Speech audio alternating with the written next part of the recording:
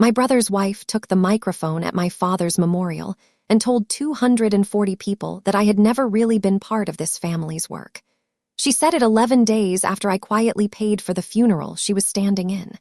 Then my brother thanked the room for keeping the company in capable hands, so I foreclosed on all of it. The shares, the machines, the 80,000 square foot building with our last name, bolted to the front of it in 4-foot steel letters. It took my brother 9 days to understand what he had actually signed. It took his wife considerably longer. Before I go on, tell me in the comments where you are listening from tonight. I like knowing who is out there. And if you have ever been the one quietly holding a family together while somebody else stood up and took the credit for it, hit like and subscribe to Revenge Lab. You will understand every minute of this story. My name is Diane Brennan, and I am 57 years old. For 26 years, I have made my living walking into manufacturing companies that are 90 days from dying and figuring out how to keep them alive. Turnaround work. I have done it in Erie and Chattanooga and Fort Wayne, and a rubber plant outside Wichita that smelled so strongly of solvent I could taste it in my coffee. Companies hire me when the payroll account is short and nobody in the building will say the word bankruptcy out loud. I read their books, I walk their floor, I talk to the man who has run the same press for 30 years, and then I tell the owner the truth. Most of them do not enjoy it. Most of them are still in business. I was married to a man named Paul for 22 years. He was a high school band director with terrible handwriting and the patience of a saint. He died of pancreatic cancer in the spring of 2016, 4 months after the diagnosis, and I learned that year that grief does not actually stop you from functioning. It just makes everything cost more. We have one daughter, Nora. She is 30 and she is an ICU nurse in Chicago, and she is better than either of us deserved. And I grew up in a machine shop on Matzinger Road in Toledo, Ohio, that my grandfather Emil Brennan opened in 1951 with a war surplus lathe and $1,100. That is the part that matters. The memorial was at Belmont Hills Country Club, in the Sylvan Room, on a Thursday afternoon in October, with the light coming in gold and low through the west windows. I did not choose that room. My sister-in-law Alexis did. Alexis Brennan is 52 years old and she has chaired the Belmont Hills Social Committee for 6 years. And if you have ever met a woman who can look at a folding chair and tell you which charity gala it came from, you have met Alexis. My father, Raymond Brennan, was 84 when he died. He wore the same brown Carhartt coat for 19 winters. He would have hated that room. I got there at 11. I know how these things work. Somebody has to be there when the caterer arrives. Somebody has to check that the easels are not blocking the fire exit. Somebody has to be holding the box of programs. That has been my job at every family event since I was 14 years old. But when I walked in with the programs, the easels were already up, and Alexis was standing in the middle of the room in a navy sheath dress with a headset microphone around her neck, like she was directing a Broadway matinee. "Oh," she said, "Diane, you didn't need to bring those." She had printed her own. Hers had a photograph of my father on the front, standing in front of the plant with my brother Grant's hand on his shoulder. It was cropped. I know it was cropped because I took that picture in 2011, and in the original there are 4 people in it. My father, Grant, Toby Ruiz, our plant manager, and me. I looked at that program for about 3 seconds. I did not say anything. I set my box down behind the coat rack, and I went and found my seat. Table 19. Back left corner, 8 feet from the swinging doors to the kitchen, next to a man named Dale from the tool crib whose wife kept apologizing for the noise. My brother sat at table 1. Grant Brennan is 61. He is a big, handsome, easy man with white hair he keeps a little too long and a laugh you can hear from across a parking lot. People like Grant enormously in the first 10 minutes. He shook every hand in that room. He had a story for every one of them. At 2 o'clock, Alexis stepped up to the podium and tapped the microphone twice, and the room went quiet. She was very good. I want to be honest about that because if I tell you she was terrible at it, you will not understand how any of the rest of this happened. She was good. She talked about Ray Brennan the man, Ray Brennan the veteran, Ray Brennan who never missed a Friday at the shop in 51 years. She got a laugh with the story about the snowstorm in '78. She got them quiet again. She was very, very good. And then she said this. We're going to hear from Grant in a moment. And I know some of you have asked about Diane. She found me. She actually turned her body and found me at table 19, and 240 heads turned with her. Diane has been away a long time, doing her own thing, and we love her for that. But Ray's life was this company, and today we wanted to hear from the people who were actually here, from the people who were part of this family's work. There was a sound in that room that I will remember for the rest of my life. It was not a gasp. It was worse than a gasp. It was agreement, a little murmur of it, 40 or 50 people nodding because it sounded reasonable, because Alexis had said it kindly, because most of them had no idea. Then Grant came up and put his hand on the podium and said, Dad, we've got it from here. He talked for 11 minutes about the future of Brennan Precision, at a funeral. I did not cry. I did not stand up. I did not walk to that podium and take the microphone out of my brother's hand, which I could have done, and which a part of me wanted to do so badly my jaw ached from it. I sat at table 19, with my hands flat on the tablecloth, and I listened to my brother bury my father under a business plan. And somewhere around minute 8, a folded cocktail napkin slid across the tablecloth and stopped under my right hand. Toby Ruiz had come around the back of the room, 66 years old, 41 years at the shop, in a suit that had been to more funerals than weddings. He did not sit down. He did not look at me. He just walked past and kept going toward the kitchen doors. I opened the napkin under the table. 8 words in blue ballpoint, in block capitals, pressed hard enough to tear the paper. Do not sign anything they give you tonight. I found Toby in the service corridor by the ice machine, which tells you everything about how that man has moved through the world for 4 decades. He goes where the noise is not. Toby. Diane, he would not look up from his hands. I shouldn't have done that in there. You absolutely should have. What am I not signing? He rubbed his thumb across his knuckles. He has a scar there from 1988, from a chip that came off a hardened blank and went through the web of his hand. They had a lawyer at the plant Tuesday, he said. Not Holly's, somebody from Columbus. Preston made me pull the personnel files and the insurance binders for him. Preston is my nephew. 26 years old, a business degree from Miami of Ohio, and a title on the door that says Vice President of Operations, which is a thing you can be at 26 when your father owns the building. And Alexis printed something in the front office, and she asked Marilyn to notarize it, and Marilyn said she wasn't comfortable, and Alexis said don't worry about it, and then Marilyn came out to the floor and stood by my desk for a minute not saying anything. He finally looked at me. Marilyn's worked there 22 years, Diane. She doesn't come out to the floor.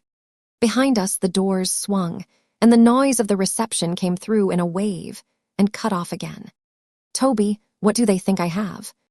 He gave me a look, then that I did not understand for another 6 weeks. I don't know what you have, he said carefully, but your dad knew. And in July, he told me that if anything ever happened with the shares, I was to find you before I found anybody else. Anything ever happened with the shares? That's what he said. Why would he say that to you and not to me? Toby Ruiz shrugged, and it was the saddest shrug I have ever seen on a man. Because he was ashamed, he said. That's my guess. He was ashamed of what he already knew about your brother, and he didn't want to say it out loud to your face. I went back into the Sylvan room. I shook 80 hands. I thanked the pastor. I told Dale from the tool crib that the noise was fine. And at 4:40 in the parking lot, standing beside my rental car with the sun in her eyes, Alexis handed me a 9 by 12 manila envelope. Grant wanted you to have this today, she said, so you don't have to keep flying back and forth. She squeezed my arm. She has a very warm hand. You've been through so much, she said. Let us take care of this part. I looked at the envelope. I looked at her. That's kind, I said. I put it on the passenger seat, and I drove 11 miles to a Hampton Inn on Reynolds Road, and I sat in the parking lot of that hotel for 20 minutes without turning off the engine, because I already knew that once I opened it, whatever version of my family I still had was going to be over. Then I opened it. There were 3 documents inside. The first was a 1-page letter on Brennan precision machining letterhead, signed by my brother, expressing his deep sorrow at our shared loss and his desire to simplify matters during a difficult time. The second was titled Membership Interest and Share Purchase Agreement. The third was a mutual non-disparagement and confidentiality agreement. The purchase price, on page 2 in a box, was $40,000. $40,000 for whatever interest I held or might come to hold in Brennan Precision Machining, Inc., an Ohio corporation, including any and all claims, expectancies, or beneficial interests arising from the estate of Raymond E. Brennan. There was a signature deadline, 72 hours, and there was a handwritten note stuck to the front of the non-disparagement agreement on one of Alexis's little cream-colored cards with her monogram embossed at the top. Diane, Grant is doing this the generous way. Please don't make it complicated. I want to explain something about that number, because the number is the whole personality of the thing. $40,000 is not an insult you throw at a stranger. It is a very specific amount. It is small enough to be humiliating and large enough that a certain kind of person would feel guilty turning it down. It is the number you land on when you have sat at a kitchen island with a glass of Sauvignon Blanc and asked each other, what's the least we can offer her where she still says yes? I read all 3 documents twice. Then I called my brother. He picked up on the 4th ring with the sound of the club behind him. Hey, long day. I got the envelope. Yeah, a pause, ice in a glass. Look, I know the timing's rough.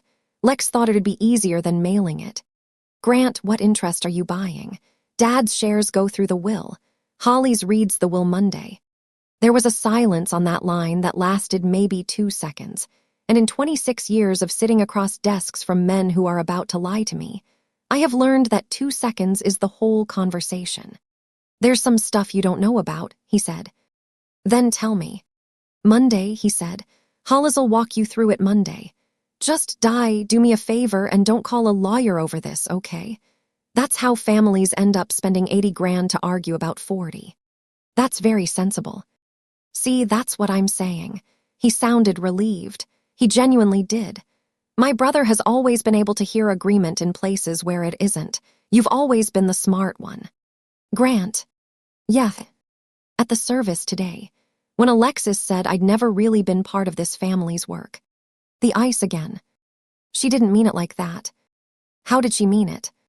You know, he said, and I could hear him smiling because Grant smiles when he is uncomfortable. You left, That's not an accusation. You left, you did great, nobody's mad. But you weren't here. I was here. Every day for 34 years I was here. I looked out the windshield at the Hampton Inn sign. Okay, I said, I'll see you Monday. I did not sign anything. I did not cry in that parking lot. I did not call him back at 11 at night to say the 4 or 5 things I had ready. I went up to room 214, and I ate a granola bar out of my suitcase, and I called a woman named Alina Kwan. Alina is 68. She practices corporate law out of a 2-room office in Ann Arbor, and I have hired her on 11 turnarounds since 2004. She reads a contract the way a jeweler looks at a stone. Diane, she said, I'm sorry about your father. Thank you, Alina. I need you to look at something. But before you do, I need to ask you a question, and I need you to think about it before you answer. Go on. Do you still have the 2009 file? There was a long pause on the line. Then Alina Kwan said, very slowly, you mean Ottawa River? I mean Ottawa River. Diane, she said, why are you asking me that on the day of your father's funeral? I told her about the microphone. I told her about the $40,000. And Alina Kwan, who has never once in 22 years raised her voice at me, said something under her breath in Cantonese and then said, do not sign that agreement. Do not initial that agreement. Do not tell them the file exists. I will call you tomorrow at 9. Here is the story my family told about me, and here is what actually happened. Both take about the same amount of time. The story, Diane went to college and got fancy and moved away and came back for Christmas. Grant stayed. Grant carried it. What actually happened is that In June of 1986, my father took the two of us out to the shop on a Saturday morning, and my brother was 19 and I was 17, and Dad said he wanted us both in the business. He gave Grant the front office. Sales, he called it, customers. He gave me the floor. I ran a Bridgeport vertical mill the summer I was 17. I learned to grind my own tooling from a Hungarian machinist named Bella, who told me my hands were too small, and then spent 4 months teaching me anyway. I could read a print by the time I was 18, and I could quote a job by the time I was 20. And in 1991, when I was 22 and had been full-time in that shop for 2 years, I brought my father a proposal to bid aerospace work. Landing gear brackets, tight tolerance, certified high margin. My father read it at the kitchen table on Corey Road. He read it twice. Then he said, "This is good, Diane, take it to your brother." I took it to my brother. Grant put his name on the cover sheet. Brennan Precision got its first aerospace certification in 1993, and that business is 60% of the company today. I left in 1994. Not in a rage. I did not slam a door. I got a job in Cleveland at a firm that did operational consulting for mid-market manufacturers because I had figured out something at 25 that took me another 20 years to say out loud. In that building, my ideas could only enter through my brother. My mother, Marguerite, called me every Sunday for the next 25 years, and every single Sunday she said the same sentence at the end of the call. "Your father's proud of you, honey. He just doesn't have the words." She died in 2019. Ovarian cancer, 8 months.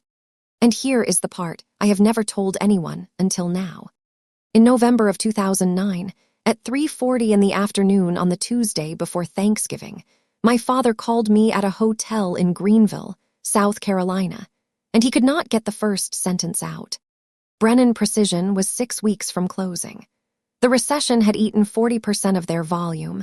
National City had been swallowed by PNC, and the new bank had pulled the line of credit, and there were 61 people on that payroll. He did not ask me for money. I want that on the record. Raymond Brennan never once in his life asked me for money. He said, "I don't know how to tell them." I flew to Toledo the next morning. I sat in that office with the space heater going, and I went through their books for 2 days. And on the 3rd day, I told my father exactly what I have told 40 other owners in 40 other rooms. The business is viable. The balance sheet is not. You need $600,000 of patient money that does not behave like a bank. He said there wasn't any such thing. I said there was.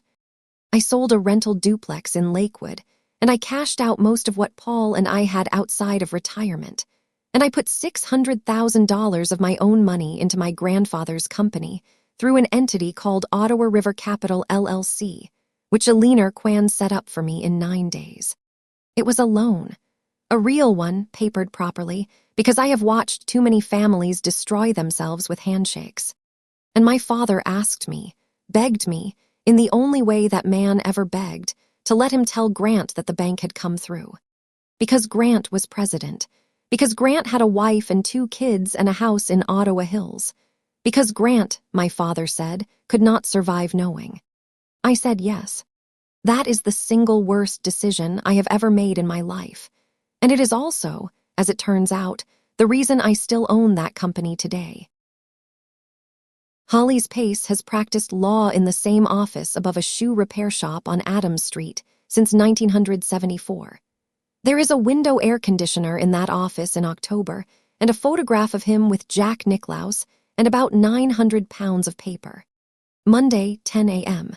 My brother Alexis, Preston, and me, Holly's in a cardigan. Alexis wore black again. She brought a leather portfolio and a pen with her initials on it. The will itself took 11 minutes. The house on Corey Road and its contents to be sold and divided. A $12,000 bequest to Toby Ruiz. The pickup to Preston.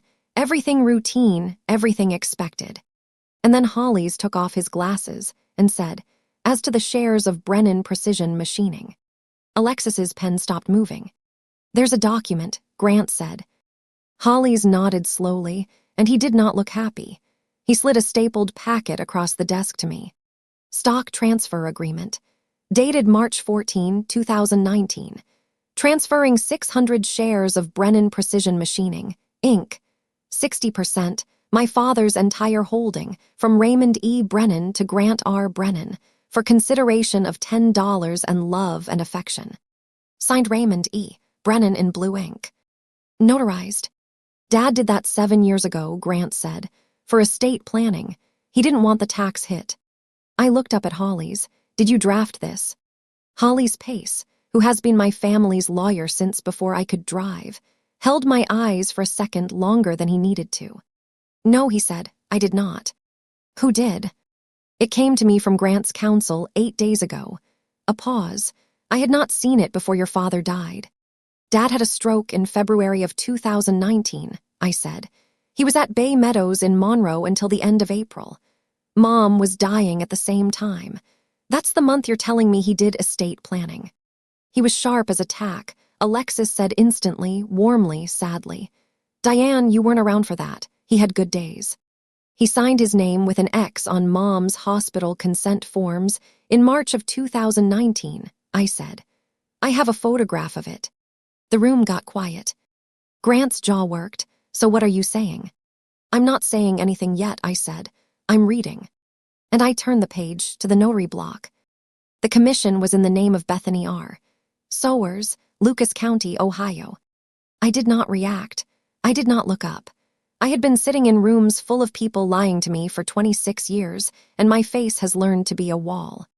But I knew that name. I had heard it at Preston's graduation party in a story Alexis told about a sorority formal in 1994. Bethany Sowers was Alexis's roommate at Ohio State. Well, I said, and I set the packet down and squared its edges. That seems clear enough. Alexis exhaled and smiled and put her hand on my arm. Across the table, my nephew Preston was staring at the tabletop with a look on his 26-year-old face that I recognized immediately, because I had worn it myself at that same age in that same town. It was the face of somebody who has just watched something happen that he is going to have to decide about later. Marty Coyle called me on a Tuesday afternoon, and he was so uncomfortable it took him 90 seconds to get to it. Coyle Funeral Home has buried Brennans since 1963. Marty buried my mother. He is a decent man with a voice built for the job, and he does not enjoy a difficult phone call. Diane, I've got a. This is awkward and I apologize in advance. Go ahead, Marty. Your brother's office called for a duplicate invoice for your father's arrangements, which is normal. Executors do that, no issue. He cleared his throat, but then they asked whether we could reissue it as an open balance. I set down what I was holding. An open balance. Right, and I said, well, no, there isn't one. That account was settled on October 6th. Pause by you. Here is what happened on October 6th. My father died on a Friday morning at 5:40 a.m. at Mercy St. Vincent. My brother called me at 6:15 and said the words he's gone and then said, Lex is going to handle everything, don't worry about a thing. On Monday, I called Marty Coyle myself, because I have been doing this for people my whole life, and because I did not want my father's arrangements to be a line item in an argument. Casket, vault, transport, cremation option declined, cemetery opening, 16 limousine hours nobody used, the certificate copies, the register books, the death notices in the Blade and the Sentinel Tribune. $14,206. I wired it that afternoon. I did not tell anyone. I told Marty specifically not to mention it because I did not want my brother to feel it, because at that point I still believed I was managing my family's feelings and that this was a thing a good daughter does. So they wanted a fresh invoice with a balance on it, I said. That's what it sounded like. Marty was miserable. Diane, I'm going to say the rest of it because I'd want somebody to tell me. Your sister-in-law got on the phone after, and she said, and I wrote this down after, because it sat wrong, she said, we just need the documentation to reflect that the estate bore the expense. I looked out my kitchen window in Chicago for a moment. Marty, did you do it? Absolutely not. Some starch came into him. I told her the accounts paid, and I'm not writing an invoice that says otherwise, and she said she understood completely and hung up. I want to explain why that one landed harder than the $40,000, harder than the microphone, harder than any of it up to that point. Because it was not about money. It was $14,000 against a $2.4 million loan and a company worth 8 figures. It was nothing. It was about the record. Somewhere in a file, my brother wanted a piece of paper that said Grant Brennan buried his father. And when that estate closed and somebody someday looked at the accounting, that is what they would find, and there would be no line anywhere with my name on it. They were not trying to take my money. They were trying to take the fact. 2 days later, at the Zion Lutheran Fellowship Hour that I had not yet been quietly disinvited from, a woman named Peggy Lehman held both my hands and said, "Your brother did such a beautiful job with everything. Grant told us he took care of the whole thing himself so you wouldn't have to worry about it, all the way from Chicago. That's a good son." "He's very generous," I said. Then I went out to my car, and I did not scream and I did not call anybody. I called Marty Coyle back and I asked him to email me 3 things: the signed contract, the paid in full receipt with the date on it, and the wire confirmation from his bank. He had them to me in 11 minutes. I made a folder on my laptop and I named it, and I want to tell you what I named it, because at the time it felt melodramatic and 8 weeks later it was the most useful thing I owned. I named it paper. That folder eventually held 141 documents. "Diane," Marty said before he hung up, "can I ask you something? And you can tell me it's none of my business." "Ask." "When did your dad pass? The 26th of September, right?" "Yes." "Okay," he blew out a breath. "In August, your sister-in-law called here and asked me for a general price list and the package options. Said she wanted to be prepared." I did not say anything. "Ray was still driving in August," Marty Coyle said. "I saw him at the Kroger." It takes about 4 minutes to look up an Ohio notary commission. The state publishes them. Anybody can do it. I did it that afternoon in the Hampton Inn Business Center, standing up, without taking my coat off. Bethany R. Sowers, commissioned in Lucas County in 2009, renewed in 2014. Expired April 2, 2018. 11 months and 12 days before she notarized my father's signature. I printed the page. Then I did the second thing, which is that I called Bay Meadows Rehabilitation in Monroe, Michigan, and asked whether they could confirm a patient's dates of residency for an estate matter. And a very kind woman named Roberta told me that she could not release that, but that the estate attorney could request it in writing. I called Holly's. Holly's requested it in writing. Then I called Alina and read her all of it. There was a long silence on that call, and I have known Alina Kwan long enough to know that her long silences are never good news. "Diane," she said, "I want you to hear this clearly because you are grieving, and grieving people spend money badly. Go ahead. Proving a forgery is expensive and slow. You need a question documents examiner. You need the notary deposed, and she will take the 5th, and then you have nothing from her. You need medical records that a HIPAA custodian will fight you on. You will be in Lucas County probate court for 2 to 3 years against a man who controls the company's checkbook and can pay his lawyers out of it while you pay yours out of your savings. And at the end of it, maybe you win 60% of a machine shop that your brother will have hollowed out by then. Or maybe a jury of Toledo retirees decides the sweet lady from the country club is more credible than the sister who moved away." She let that sit. "It is a bad case, Diane, not a wrong one, a bad one." I stood at the window of room 214 and watched the traffic on Reynolds Road. "So I lose."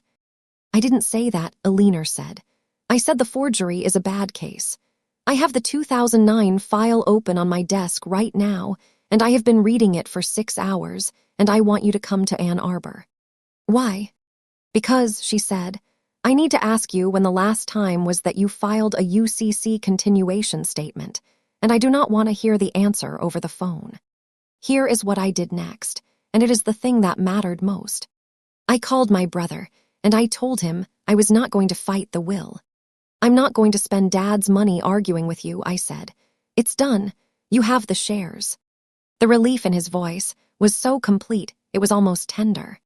Di, thank you. Seriously. I want you to know I hear you. I'd like to keep some of Mom's things from the house. That's all I want. Absolutely. Anything. Lex is handling the estate sale. I'll tell her to hold anything you want. Thank you, Grant. I hung up and I sat on that hotel bed for a while. I did not cry. I did not scream. I did not tell my only brother that I had just watched him launder a forgery through a dead man's dignity. I let him believe he had won, because the single most useful thing in the world is an opponent who has stopped watching you. 40 minutes later, my phone rang. It was Toby's wife, Carol. Diane, she said, and her voice was wrong.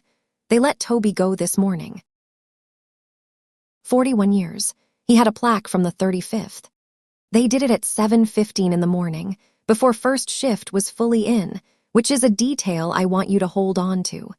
Preston walked him to his truck. There was a form. The form said restructuring of plant leadership function, and it offered him 4 weeks of severance conditioned on signing a general release. He wouldn't sign it, Carol said. He came home and he sat in the driveway for an hour. Carol, does he have insurance? The pause told me. They said Cobra, she said. It's $1,140 a month, Diane. I have the infusions.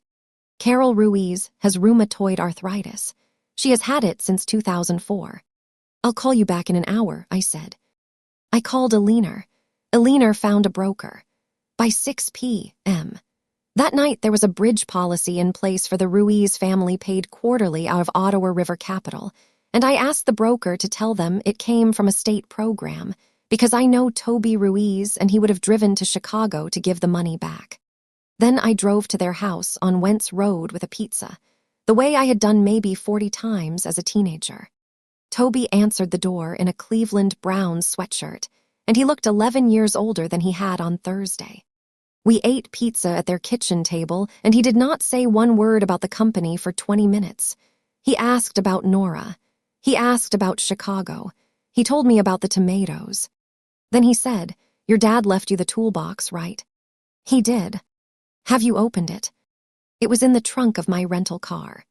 A 1961 Craftsman roll-away, 7 drawers, red enamel gone brown at the corners. My grandfather's initials scratched into the underside of the lid with a scribe. I had not opened it. I had not been able to. Open the 3rd drawer, Toby said. Toby. Diane. He put both hands flat on the table. In July, your father drove himself out to the plant on a Sunday, which he had no business doing, and he sat in my truck in the parking lot for 2 hours. And he told me 2 things. He told me that if anything ever happened with the shares, I was to find you first. And he told me that if you ever asked me a question about that toolbox, I was to tell you about the 3rd drawer. What's in the 3rd drawer? I don't know, he said. He didn't tell me that. He just said you'd need to open it yourself, and he said it like it cost him something. I went out to that driveway at 9:40 at night, with Carol holding a flashlight, and I opened the trunk of a Nissan Altima and pulled out the 3rd drawer of my grandfather's toolbox. Sockets, a 1/4-inch drive set, 3/8 through 3/4, laid in a foam tray my father cut himself. I lifted the tray out. Underneath, flat against the steel bottom, was a small brown envelope, and inside the envelope was a flat brass key on a paper tag, and on the tag in my father's blocky engineer's printing. Mommy Valley, BK, 1147. A safe deposit box.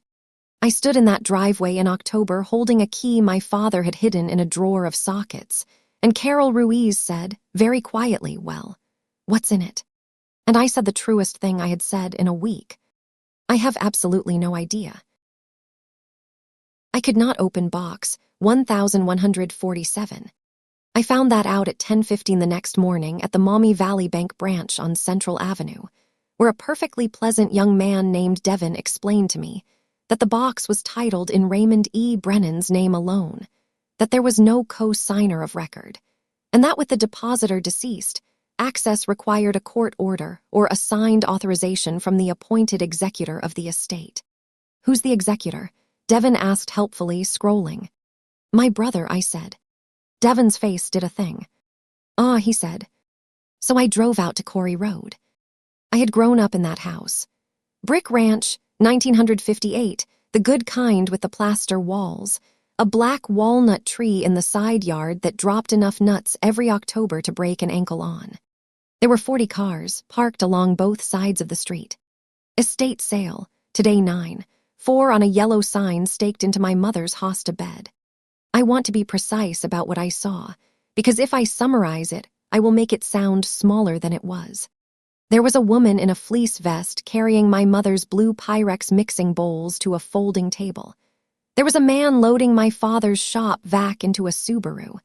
There were price stickers on the kitchen cabinets themselves because they were selling the cabinets. And on the front lawn, at the end of a row of things nobody had bought, was my mother's Singer 401A sewing machine in its walnut cabinet, the one she made my prom dress on, the one she made Nora's christening gown on. $12. There was a green sticker on the lid that said $12. I stood on that sidewalk for a while. Then Alexis came out the front door with a clipboard, saw me, and did not falter for even a quarter of a second. Diane, oh my gosh, you should have called. I would have set stuff aside. Grant said he'd tell you to hold Mom's things. He did, he absolutely did. She put her hand on my arm. She has a very warm hand. But honey, there is so much of it, and the estate company needs a full inventory to run the sale, and if we start pulling things out, it throws the whole valuation off. The sewing machine is $12. I know, isn't that awful? That's what they said it's worth. She glanced at it and made a sympathetic face. It's the market. Nobody wants brown furniture anymore. I'd like to buy it. Of course. Just take it up to the checkout table with everything else. She said that pleasantly. She meant it pleasantly. That is the thing about Alexis that I have never been able to make anybody outside that family understand. She was not being cruel. In her mind, she was being fair, and being fair meant that Ray Brennan's daughter stood in line on the driveway behind a woman from Sylvania buying a lamp, holding her mother's sewing machine, waiting to pay $12 for it in cash. So that is what I did. I stood in that line for 9 minutes. 2 people from the old neighborhood recognized me and looked away. And while I was standing there, Alexis came back down the driveway with her clipboard and said, in a bright, generous, conversational voice loud enough for the 4 people around us, "Oh, and I don't want you to feel weird about the anniversary thing. The 75th. It's really more of a customer event than a family event, so we kept the list very tight. But we'll get you the book." The book. The commemorative book. 75 years of Brennan. It's gorgeous, Diane. I worked with a designer out of Chicago. She beamed. It's the whole history. Your grandfather, your dad, Grant, Preston's in it. Am I in it? Alexis tilted her head, and for one single unguarded second, something behind her eyes lit up. Well, she said, you weren't really part of that story, were you? I paid $12 for my mother's sewing machine. I carried it to the car myself, because nobody offered. And driving back down Corey Road with that walnut cabinet strapped into the back seat, I did something I had not done since 2016. I pulled into the lot of a Kroger, and I put my head on the steering wheel, and I cried until my ribs hurt. Then I washed my face with a napkin, and I called a leaner Kwan, and I said, I'm coming to Ann Arbor. Eleanor Kwan's conference room is 9 feet by 12, and the table is an old library table she bought at auction. On that table, when I walked in on Wednesday morning, were 4 Redwelds, a legal pad, and a plate of almond cookies from the bakery downstairs, because Eleanor believes that bad news should be eaten with something. Sit down, she said. You are going to want to sit down for the first part and stand up for the second. She turned the first document around and slid it to me. Secured promissory note. December 4, 2009. Maker, Brennan Precision Machining, Inc. Holder, Ottawa River Capital, LLC. Principal, $600,000. Interest at 7% per annum, compounding annually, payment of principal and interest deferred until demand. Signed on the maker's line. Grant R. Brennan, President. He signed it, I said. He signed all of it. There are 9 signatures in this file and 8 of them are his. Eleanor tapped the page. Now, what is the current balance? I never ran it. I ran it Monday night. She turned her legal pad around. $1,943,211. As of the 1st of this month. I looked at that number for a long moment. Nobody's ever paid $1 on it, I said. Nobody has ever asked, Alina said. That is the difference, and it is going to matter enormously. Deferred is not forgiven. There is no forbearance agreement in this file. There is no release.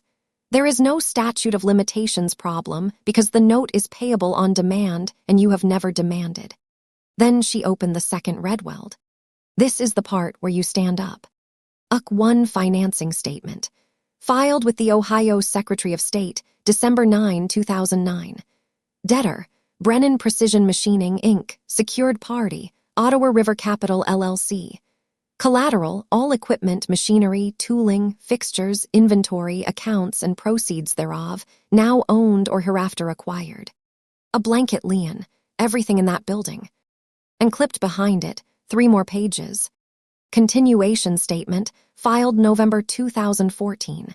Continuation statement, filed October 2019. Continuation statement, filed September 2024.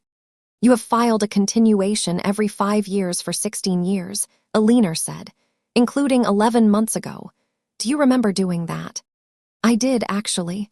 Vaguely. A form Alina's paralegal emailed me every 5 years with a sticky note that said sign here, $20.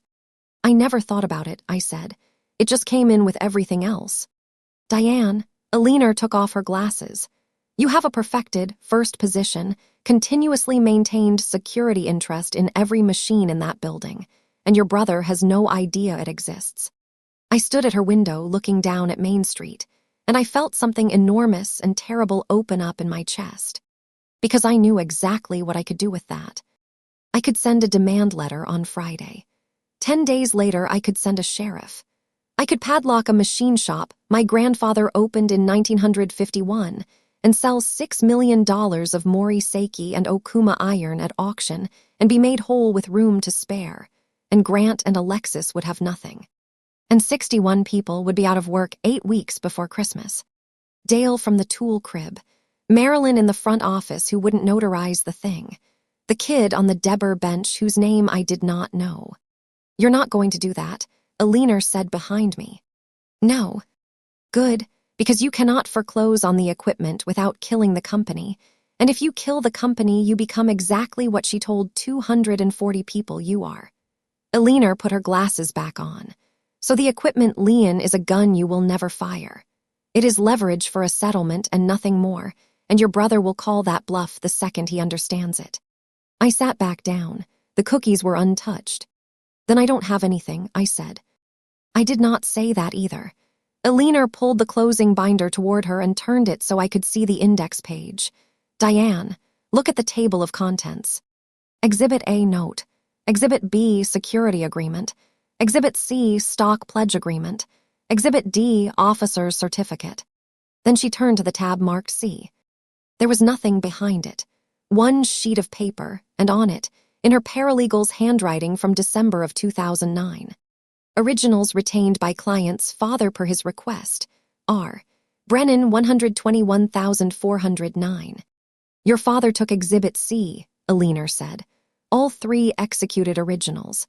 He drove to my office in a snowstorm and asked for them, and my file copy went with him, and I let him take it because he was your father and you told me to give him whatever he asked for.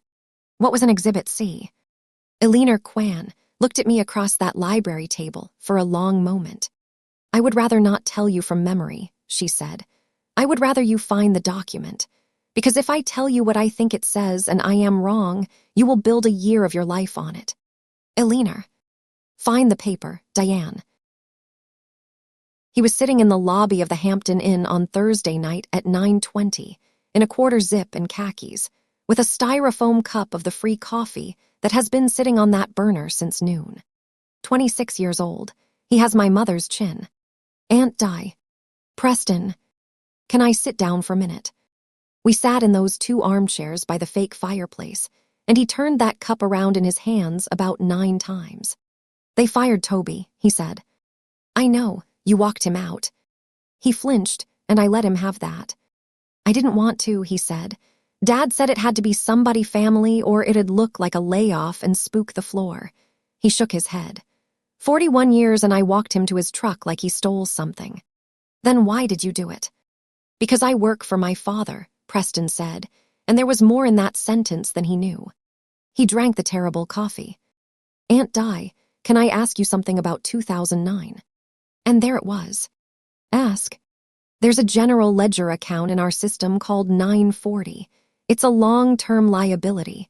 It's got a balance on it that hasn't moved since I started. He kept looking at the cup. $600,000.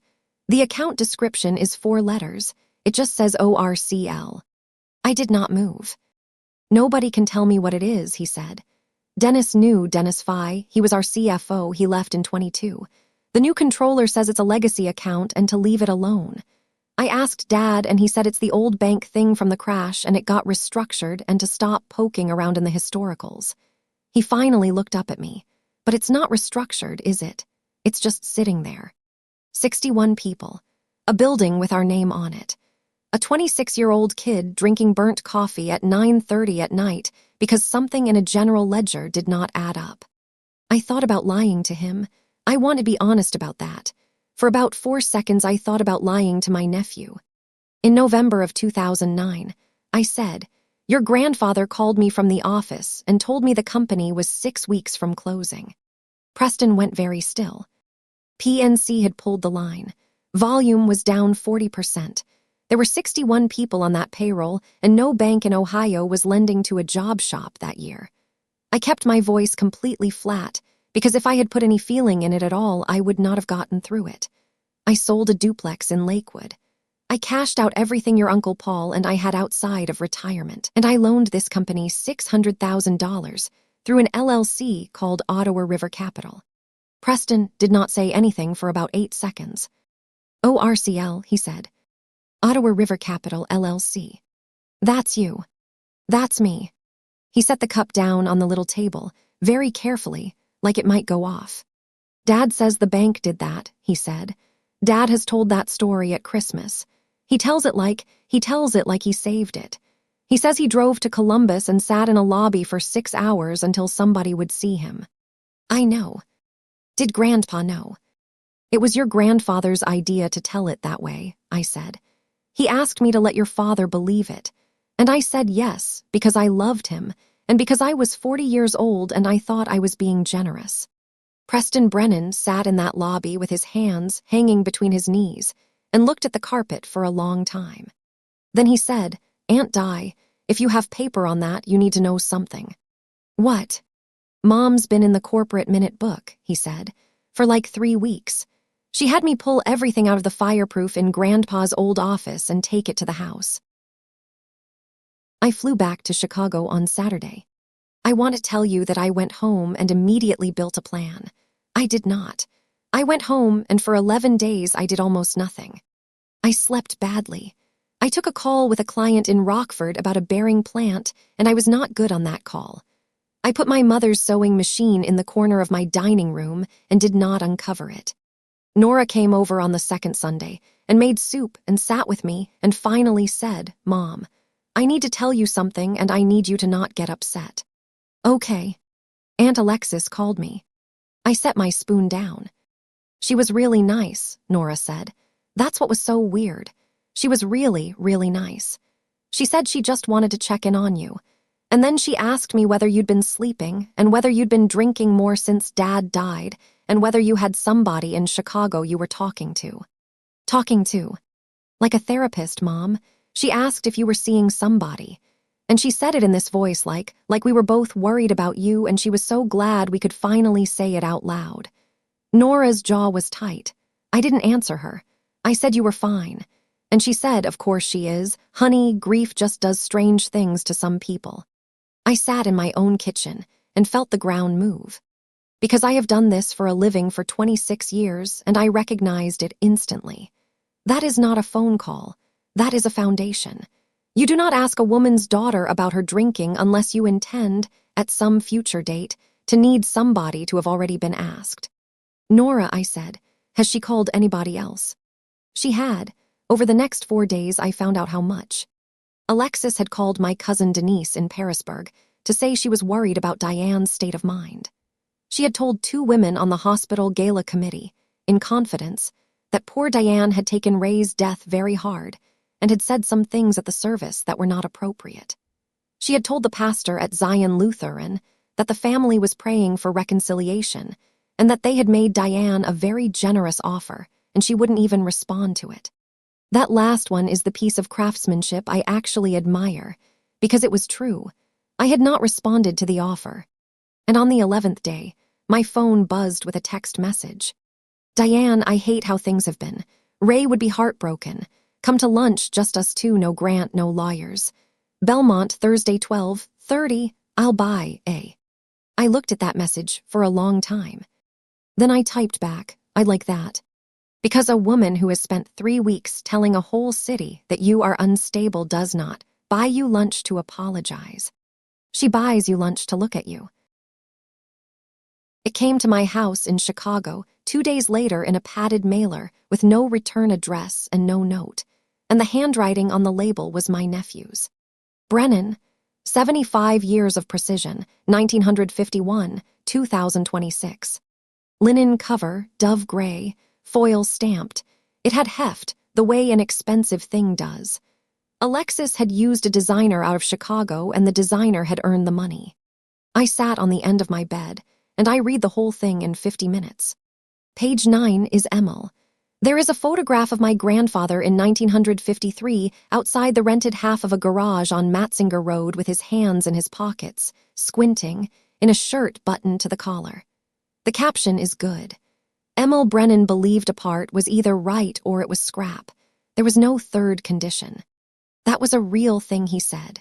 Somebody in that family told the designer that, and it was probably my father, and reading it in a hotel room in November made my throat close.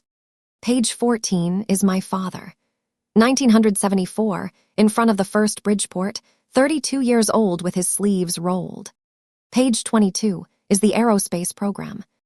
In 1991, Grant Brennan championed the company's entry into precision aerospace componentry, a bet that would define Brennan's next 3 decades. The certification process took 18 months and required a complete overhaul of Brennan's quality systems. Today, aerospace represents 60% of the company's volume. There is an image on that page. They photographed the original 1991 proposal document. The cover sheet.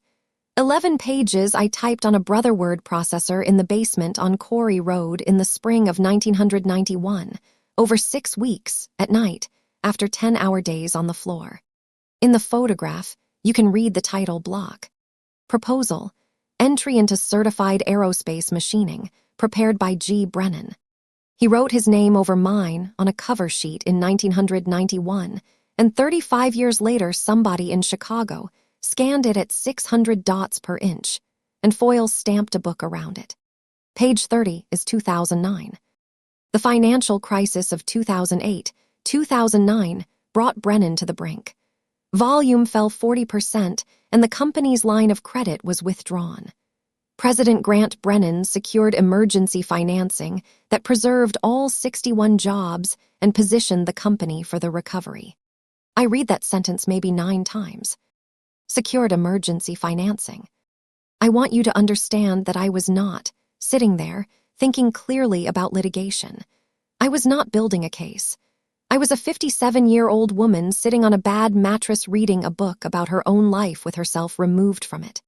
But some part of my brain that has been doing this for 26 years noted, quietly in the background. She put that in writing, 900 times. She wrote a sentence about the origin of a $600,000 liability in a permanent document, 900 copies, distributed to 400 customers and 2 banks. Page 41 is the family page. There is a small tree diagram with photographs, Emil and Francis, Raymond and Marguerite, Grant and Alexis, Preston and Sloan. Under the tree, there is 1 line of text. Ray and Marguerite also had a daughter, Diane, who lives in Chicago. That is it. That is the whole thing, no photograph, 9 words. Who lives in Chicago. Not who ran the Bridgeport at 17. Not who wrote the aerospace proposal. Not who put in $600,000 in 2009. Not even who works in manufacturing, which is a fact so publicly available that a designer in Chicago could have found it on LinkedIn in about 4 seconds. Who lives in Chicago, like a forwarding address. I called my daughter. It was 11:15 at night, and she was between shifts, and she picked up on the second ring and said, "Mom, is it Toby?" No, everybody's fine. I sat there with the book open on my knees. "Nora, I need you to hear something, and I need you to not manage me." "Okay." I read her page 41. There was a silence on that line, and then my 30-year-old daughter said, in a voice I had never heard her use, "Am I in it?" And I had not thought to check. I turned to the back. There is a 2-page spread at the end called The Next Generation, with photographs of Preston in a hard hat and Sloane at her college graduation. "No, honey," I said, "you're not in it." Nora did not say anything for about 4 seconds. Then she said, "Mom, that woman has never once in my entire life asked me a single question about myself. Not one. 30 years. I looked at the book. "I want to ask you something," I said, "and I want the real answer, not the daughter answer. If I go at this, and I mean all the way at this, not a settlement, not a phone call, it is going to be ugly in public, and your last name is Brennan too. Some of that lands on you." Nora laughed. It was not a nice laugh. "Mom," she said, "I'm an ICU nurse. Do you know what I do all day? I stand in rooms where families find out what they actually meant to each other." She took a breath. "You know what the worst ones are? Not the fights. The ones where the person in the bed did everything for 30 years and nobody in the hallway can name one thing about them. That is the loneliest thing on this earth, and I watch it every week." "Nora." "Take it," she said. "Take all of it." I hung up at 11:40. I did not sleep. At 2:15 in the morning, I got a legal pad out of my bag, and I wrote one line at the top of the first page. And I underlined it twice, and that pad sat on the passenger seat of a rental car for the next 6 weeks. Find the paper. At 6:40 the next morning, I put the book in my bag, because I wanted it with me, and I drove 4.5 hours to Toledo to have lunch with my sister-in-law. The Belmont Hills Grill Room at 12:30 on a Thursday in November is 9 tables of women who have known each other since 1989, and 1 table of men in golf pullovers arguing about the Greens fee increase. Alexis had the corner booth. She hugged me. She held my shoulders and looked at my face with enormous tenderness and said, "You look tired, honey." "I've been sleeping badly." "Of course you have." She patted the seat. "Sit. I ordered you the chopped salad, is that okay? It's the only thing here that isn't beige." Here is what I did for the next 50 minutes. I let her talk. That is the entire technique. I have used it in conference rooms in 6 states, and it has never once failed me, and it works because people like Alexis do not experience silence as silence. They experience it as an invitation. She started with the apology, which lasted about 4 minutes and was actually quite well constructed. She was sorry about the memorial. She had been under so much pressure. She had not meant it the way it sounded. Grief makes people say things. Then she said, "And honestly, Diane, I think part of why I got so protective is that this year has been terrifying." Terrifying how? And that was it. That was the whole thing. One question. "Do you know what a machine shop costs to run now?" She leaned in. "The Haas we bought in 21 was $410,000. The one Grant's looking at now is $670. And the customers do not care. Boeing does not care. They want a 2% price reduction every year forever." That sounds hard. It's impossible. She refilled her own water. So Grant did something very smart. Very smart. And I'm telling you this because I want you to see that he's not just coasting on your dad's thing. Okay. We refinanced everything in September. $2.4 million from Mommy Valley. I picked up my fork. "That's a lot of money," I said. "It is a lot of money, and Cheryl at the bank was fantastic about it. She really got what we're building." Alexis was glowing now. "We're putting up the new building, Warehouse 2, the one on the back lot, as the collateral plus the equipment. And that's what made the whole thing work, because the equipment is all free and clear." I want you to understand that I did not react. I have practiced not reacting for 26 years. I put a piece of lettuce in my mouth, and I chewed it and I swallowed it. Free and clear, I said. Free and clear. Every machine in that building is paid for. Your father never financed a thing in his life. God bless him. He thought debt was immoral. She laughed. Cheryl said in 15 years she's never seen a shop that size with a clean collateral schedule. 0 liens. She said it like we'd won something. That's unusual. That's what she said. Alexis clinked her glass against my water glass, so we signed in September. Grant did a personal guarantee, which honestly I hated, but Cheryl needed it, and it got us 110 basis points. The waiter came. She sent back her dressing. And then she said the other thing. And I have to tell you the other piece, because it's going to come up, and I don't want you hearing it from Holly's. Go ahead. We consolidated the shares last Tuesday. She said it the way you would say we repainted the guest room. All 600 of your dad's, plus Grant's 400, into a holding company. Brennan Legacy Holdings LLC. Grant's the sole member.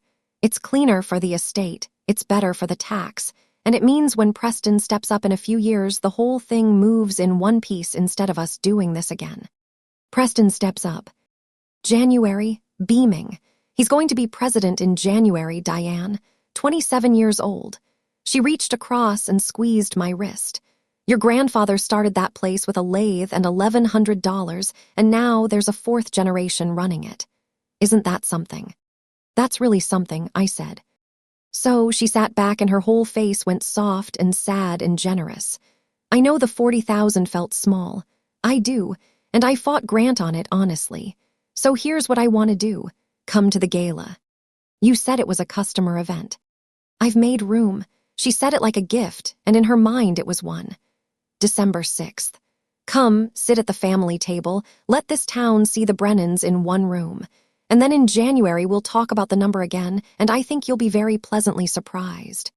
She held my hand across the table. We're all we've got left, honey, Alexis said.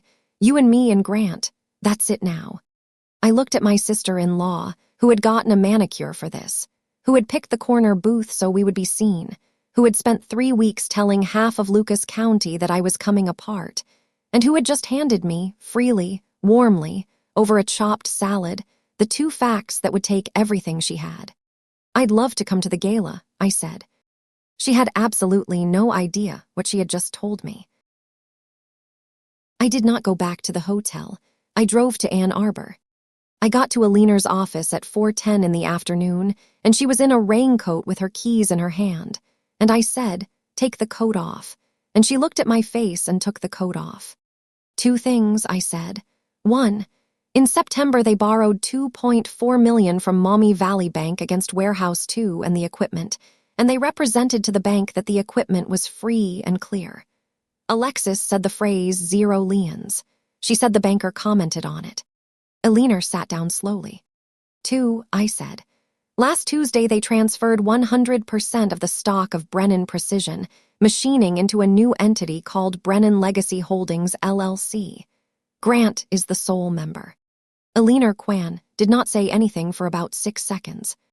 Then she said, say the second one again. They moved all 1,000 shares into a holding LLC. Last Tuesday. Aliner got up, walked to the shelf, pulled the 2009 binder down, and opened it on the library table without sitting. She turned to Exhibit B, the security agreement. She ran her finger down the page and turned it again and stopped. Read that, she said. Section 9. 3. Change of control. It shall constitute an immediate event of default hereunder, without notice or opportunity to cure, if any person or entity other than Raymond E. Brennan and Grant R. Brennan, individually, shall acquire record or beneficial ownership of 50% or more of the issued and outstanding voting stock of borrower, or B. borrower shall transfer, assign, or convey any portion of its issued and outstanding voting stock to any corporation, partnership, limited liability company, trust, or other entity, without the prior written consent of holder. I read it 3 times. Or other entity, I said. Or other entity. Aliner's voice had gone very quiet, which with her is a warning.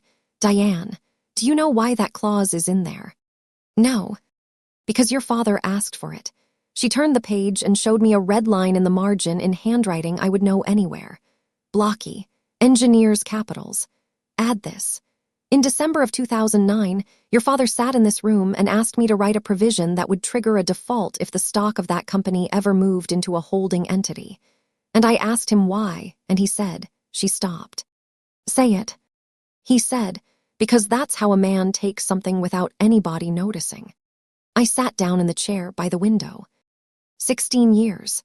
My father had put a tripwire in that document 16 years before my brother stepped on it, and then he had said nothing to anybody, and then he had died, and then Grant had walked directly into it while trying to steal the company, and the tripwire had been laid by the man he was stealing it from. Eleanor, what does default get me? On the equipment lien. It gets you the right to foreclose on the machines, which we have established you will not do. And Exhibit C. Eleanor Kwan closed the binder. If Exhibit C is what I believe it is, she said, then in 2009 your brother pledged the stock of that company to you as additional collateral, which means on an event of default, you do not have to touch a single machine or lay off a single person. You conduct an Article 9 sale of the pledged shares. You bid your own debt, and you become the majority owner of Brennan Precision Machining without the lights so much as flickering. The window air conditioner hummed even though it was November. Find the paper, Diane, she said. Everything is the paper. Dennis Fye eats breakfast at the Sunrise Family Restaurant on Airport Highway every weekday at 7:15. Preston told me that. Dennis had been Brennan's controller and then CFO for 19 years, and he had quit in March of 2022 with no other job lined up, which is not a thing 58-year-old accountants in Toledo do. I sat down across from him on a Monday morning with 2 coffees. Diane Brennan, he said. He did not look surprised. I wondered. You wondered what? I wondered if you were ever going to show up. He turned his mug in a slow circle. I'm sorry about Ray. He was decent to me. Dennis, why did you leave? He ate a piece of toast, chewed it all the way. You know what a job shop's dirty secret is? He said. Work in process. You've got 400 jobs on the floor at any minute in 9 states of completion, and what a job is worth on the balance sheet is a judgment call. Every shop plays with it a little, every shop. He put the toast down. In 2021, Alexis started coming to the month-end close. She's not an officer. She's director of culture and brand, Dennis said flatly. She came to the closes because the bank covenant was a fixed charge ratio, and if we missed it 2 quarters running the line repriced. And she would sit there and she would say, Dennis, that job's basically done. Why is it at 40%? And I'd say because it's at 40%. And she'd say, well, it feels done. And what happened? For about 4 months, I held the line. Then in January of 22, I closed the month at a number, and 3 days later, I pulled the financial package that went to the bank, and it wasn't my number. He looked at me. It was $216,000 higher. Who changed it? The file properties said Alexis Brennan. He said it very evenly. I went to Grant. Grant said, and I quote Dennis, she's not wrong that you're conservative. I gave notice that afternoon. The waitress refilled us both. Dennis, I said, did you keep anything? He looked out the window at the parking lot for a while. I'm 59 years old, he said. I work in Findlay now for a plastics company, and I make 60% of what I made there. I've got a kid at Bowling Green. That's not what I asked. I know it's not. He set his hands flat on the table. I kept my own close files. My work papers, my WIP schedules, the ones I signed, with dates. And I kept every version of every bank package that went out from 2019 to 2022, because that is what you do when somebody is changing your numbers and you would like to not go to prison. I did not move. There's a second set, Dennis Fye said. There always was. And she sends them from a personal Gmail, Diane, because she does not trust the company server. He almost smiled, which tells you she knows exactly what she's doing. Marilyn Prewitt has answered the phone at Brennan Precision Machining since 2003. She knows every customer's kid's name. She is the reason nobody at that company has ever missed an anniversary. I did not call her at work. I wrote her a note on hotel stationery and put it in her mailbox on Kelsey Avenue on a Sunday, and it said, "Marilyn, it's Diane Brennan. If you ever want a cup of coffee, I'd be glad of one. No agenda. If you'd rather not, I'll never mention it." She called me Tuesday at 6:40 in the morning from her car. "I've been sick over this since March of 2019, she said, before hello. We met at the Panera on Monroe Street at 11:30 because she had a dentist appointment at 1, and it was the only hole in her week. She ordered the broccoli cheddar and did not touch it. "I want to say up front, I'm not a brave person," Marilyn said. "I want that understood. I'm 61 years old and I've got 4 years to Medicare. Nobody's asking you to be brave." "Well, somebody's going to have to eventually." She pushed the soup an inch away from herself. "Diane, do you know why I became a notary?" "No." "Because in 2004, your dad needed something signed for a customer, and we had to drive it to a UPS store, and he stood there in the parking lot and said, 'Well, that's stupid.' And he paid the fee and the bond and the class, and I've had the stamp in my top drawer for 22 years. She looked at the table. "I've notarized maybe 600 documents in this town. Zoning stuff, titles, half the guys on the floor for their mortgages." And in March of 2019. "October," she said. I sat very still. "October. October of this year," Marilyn said, 9 days after Ray's funeral. Alexis came out of the printer room with a 2-page thing and set it on my desk and said, "Marilyn, can you stamp this real quick?" "And you read it." "I always read it, that's the job." Her voice went up and she caught it and brought it back down. It said stock transfer. It said Raymond E. Brennan, and it was dated March of 2019, and there was a signature on it. And Diane, she pressed her lips together. In March of 2019, that man could not hold a pen. I typed his correspondence for him for 4 months. I signed his name for him on a UPS slip in April, and he made a joke about it. He said, "Marilyn, you write me nicer than I do." "What did you say to her?" I said, "Alexis, I can't notarize a signature I didn't witness, and I especially can't notarize one from 6 years ago on a dead man." Marilyn's hands were flat on the table, and she laughed. "That's what I keep," she laughed. Like I'd made a fuss about the coffee order. She said, "Oh my gosh, of course, don't even worry about it, I'll take care of it." And she picked it up and she went back in the office and shut the door. And the next time you saw it. 8 days later, in a stack Preston brought out to be scanned. Same document, with a stamp on it. The Panera did what Paneras do around us. Somebody's order was ready. "Marilyn," I said, "would you write that down?" She looked out the window for a long time. "I'm going to lose my job," she said. "Probably." I appreciated that she didn't thank me for that.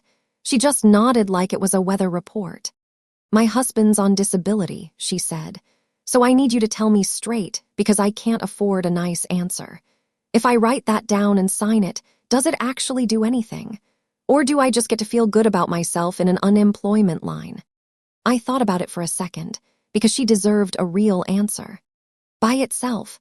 It's one woman's word against a family that's been on the club board for 20 years, I said. "But it doesn't have to be by itself. There's an ex-CFO with 19 pages. There's a notary whose commission expired in 2018. There's a rehab facility in Monroe with a census log. On its own, your statement is a story. Sitting on top of those, it's the thing that makes all of them true at once." Marilyn Pruitt picked up her spoon and put it back down. "He was good to me, your dad," she said. "When my mother was dying, he told me to take whatever I needed, and he never once asked what I was using. Never docked an hour." "That sounds like him." "So I'll write it." She said it flatly, the way you'd agree to work a Saturday. "You get me a lawyer's name, and I'll write it and I'll sign it in front of somebody whose stamp is current." Then she said one more thing, and it turned out to be worth more than everything else she gave me that morning. "The printer keeps a log, you know." I looked up. "The Xerox in the front office. It's a lease unit and it keeps a job log, user, timestamp, page count, document title. It holds 90 days and then it writes over itself." Marilyn finally ate a spoonful of her soup. "The service tech pulls a usage report every quarter for the billing. He emails it to me. I file them." "You have the October report." "I have every report since 2016, Marilyn said, "because that is also the job." I want to be honest with you about how badly I misjudged the next 8 days, because if I skip this part, you will think this was easy, and it was the worst week of my life since 2016. It started Tuesday with an email from a man named Kurt Vogel. Kurt is the CEO of a family-owned bearing manufacturer in Rockford, Illinois. I had been working with them for 14 months. It was a third of my income, and it was the best work I had going. Diane, I got a call yesterday that I need to ask you about. Can you make 8 a.m.? I made 8 a.m. Somebody from Toledo called my board chair, Kurt said. He looked genuinely miserable. A woman. Said she was reaching out family to family. Said she felt she had an obligation to let us know that you're currently the subject of an estate fraud investigation in Ohio and that you have some, quote, health issues that the family is managing. I sat in my car outside a Rockford plant and felt my hands go cold. Kurt, none of that is true. Diane, I've known you 14 months and I would bet my house on you. He rubbed his face, but she called my board chair. And Ken is 71 and he does not like drama, and he asked me at 9 o'clock last night whether we have exposure. What do you need from me? I need you to pause, he said. 60 days, just let it get quiet. 60 days on that contract was $38,000. Wednesday, I got the letter. Not from Holly's. From a firm in Columbus, 4 names on the letterhead, addressed to me at my house in Chicago, which meant somebody had given them my home address. It accused me of tortious interference with contractual relations for contacting a former employee bound by a confidentiality agreement. It demanded that I cease all contact with current and former employees of Brennan Precision Machining. It attached a notice of trespass barring me from the premises at 4400 Matzinger Road. My grandfather's building. I was formally barred from the building with my name on it. And on the second page, in the polite, murderous language those letters use, it noted that my brother, as executor, had concerns regarding the removal of personal property from the decedent's residence and reserved all rights. They were setting up to accuse me of stealing from my father's estate. Thursday morning, Marilyn Prewitt was walked out of the front office at Brennan Precision Machining after 22 years and 8 months. She called me from the Kroger parking lot on Alexis Road with her badge still clipped to her cardigan. They didn't even say why, she said. She was not crying. Marilyn is not a crier, which somehow made it worse.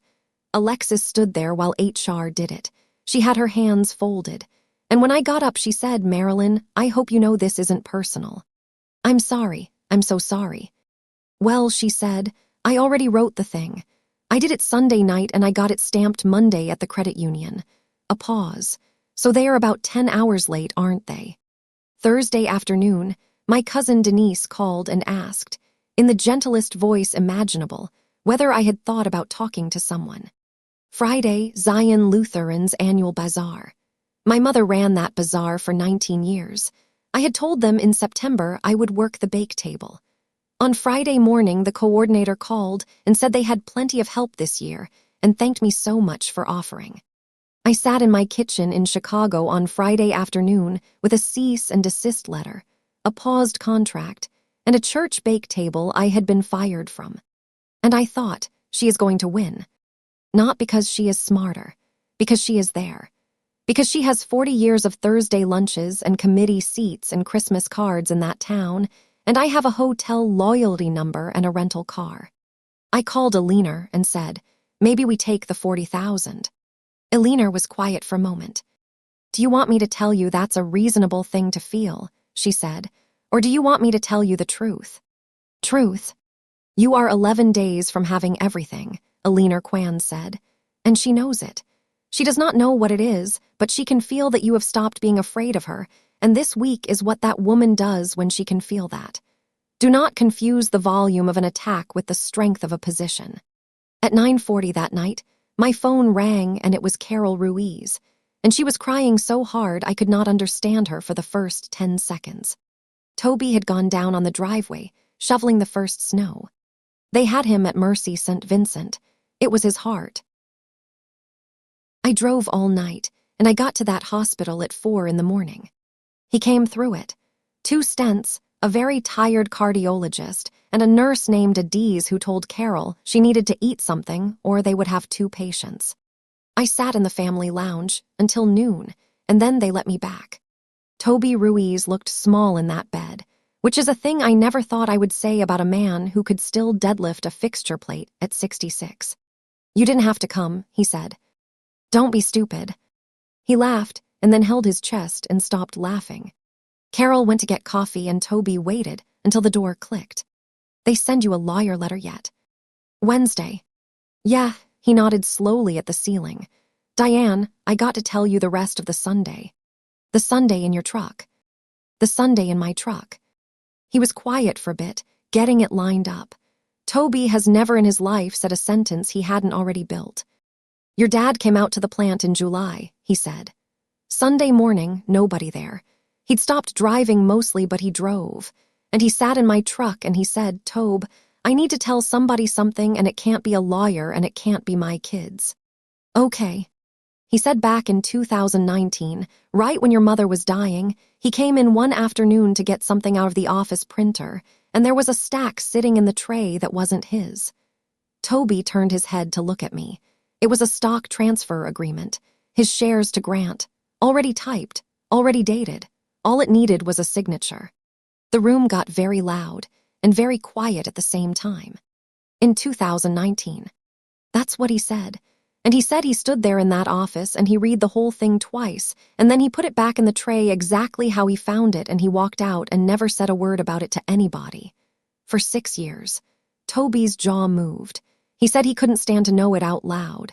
He said as long as he didn't say it, Grant was still Grant. "Then why tell you in July?" "Because he'd started dying and he knew it," Toby said simply. "And he said, when I go, they'll pull it out of a drawer and they'll sign my name on it. And Diane will want to go to court, and she'll lose, because you can't beat a nice woman in Lucas County with a handwriting expert." I put my hands over my mouth. He said, "Tell her Holly's, not a courtroom. Holly's." Toby closed his eyes, and then he said the thing I didn't understand, and I've been chewing on it since October. He said, "Tell her I already did the part she can't do." Holly's Pace called me at 8:05 on Monday morning. "Diane, I need you in my office today. Bring identification." "Holly's, what is this about?" "It is about the fact that I have had an envelope in my safe since October of 2018. He said, with instructions on the outside of it in your father's handwriting. And last Thursday, the Ohio Secretary of State's business filings went public for the month, and the condition on that envelope has been satisfied. I was there at 11. He put it on the desk between us. A plain white 9x12, sealed with packing tape, and across the front in blocky capitals. "Holly's do not open until any transfer of my B.P.M. shares is recorded that my daughter Diane has not countersigned. If that never happens, burn this. R.E.B. 10,918. He came in on a Tuesday, Holly said. He would not sit down. He would not tell me what was in it. He made me write the condition into my own file memo, and he made me read it back to him twice. Holly's voice was not entirely steady. "Diane, in 51 years of practice, no client has ever done that to me." He slit it open with a letter knife and turned it around. There were 4 things inside. The first was a bank access authorization card from Maumee Valley Bank, executed by Raymond E. Brennan on October 9, 2018, adding Diane M. Brennan as a co-deputy on Safe Deposit Box 1147, with a cover instruction to the bank to be recorded upon presentation by his attorney. The second was an affidavit, sworn and properly notarized in October 2018 by a notary who was not Bethany Sowers, in which my father stated under oath that he had made no transfer of his shares in Brennan Precision Machining, that he did not intend to make any transfer during his lifetime, and that any instrument purporting to transfer those shares outside of his last will and testament should be regarded as fraudulent. The third was a copy of the December 2009 closing binder index, with Exhibit C circled twice in red.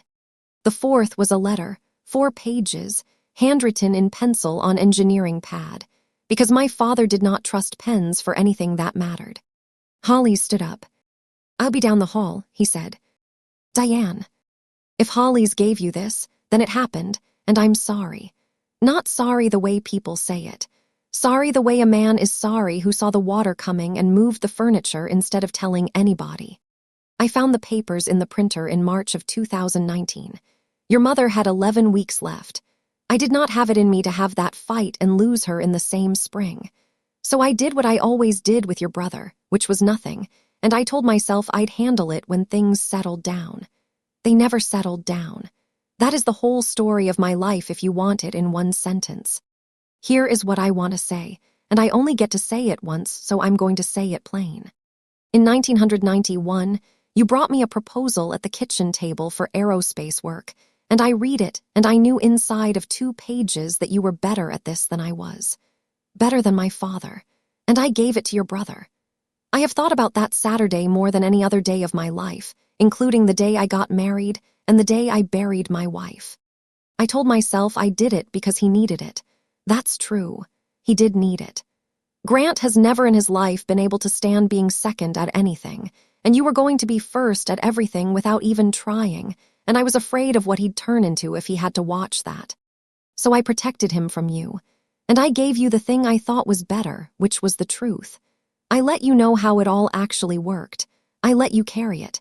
And I told myself that was a fair trade, and it was not a fair trade, Diane. It was cowardice, and I dressed it up as fatherhood, and you paid for it for 30 years. In 2009, you saved this company and let me hand the credit to him, and I let you do it. That is the second worst thing I ever did. But I did one thing right, and it's the only reason I can write this. When Alina Quinn drew up your papers, I made her put a clause in about the stock going into a holding company, because I have watched men do that my whole working life, and it is always the same men, and it is always the same reason. And then in 2009, I drove to Ann Arbor in a snowstorm, and I took the original stock pledge out of her file, because I did not want it sitting anywhere your brother could ever get to it, and I put it in the box at the bank. It is in the box, all 3 originals. Tell Alina, she'll know what to do with it. One more thing, and then I'll quit. Don't do this for me. I don't deserve to be the reason. And don't do it to punish your brother, because that will make you smaller, and you are not a small person. Do it because my father put our name on that building in 1951, and it is your name too. It always was. Nobody ever had to give it to you. I love you. I should have said it in a room instead of on a pad. Dad, I do not know how long I sat in that office. At some point, Holly's came back in with a box of tissues and set it down and did not say anything, which is the correct thing to do, and almost nobody does it. At 2:15 that afternoon, we walked 4 blocks to the Maumee Valley Bank branch on Adams Street, and a manager named Renata read the access card 3 times and made a phone call, and then took us down to the vault. Box 1147 is a long, shallow one, 6 inches by 22. Inside, there were exactly 2 things. One was a yellowed carbon copy of a purchase order dated March 19, 1951, from the Toledo Scale Company to E. Brennan Machine for 42 steel-way beam pivots at $1.18 apiece, $49.56. My grandfather's first order.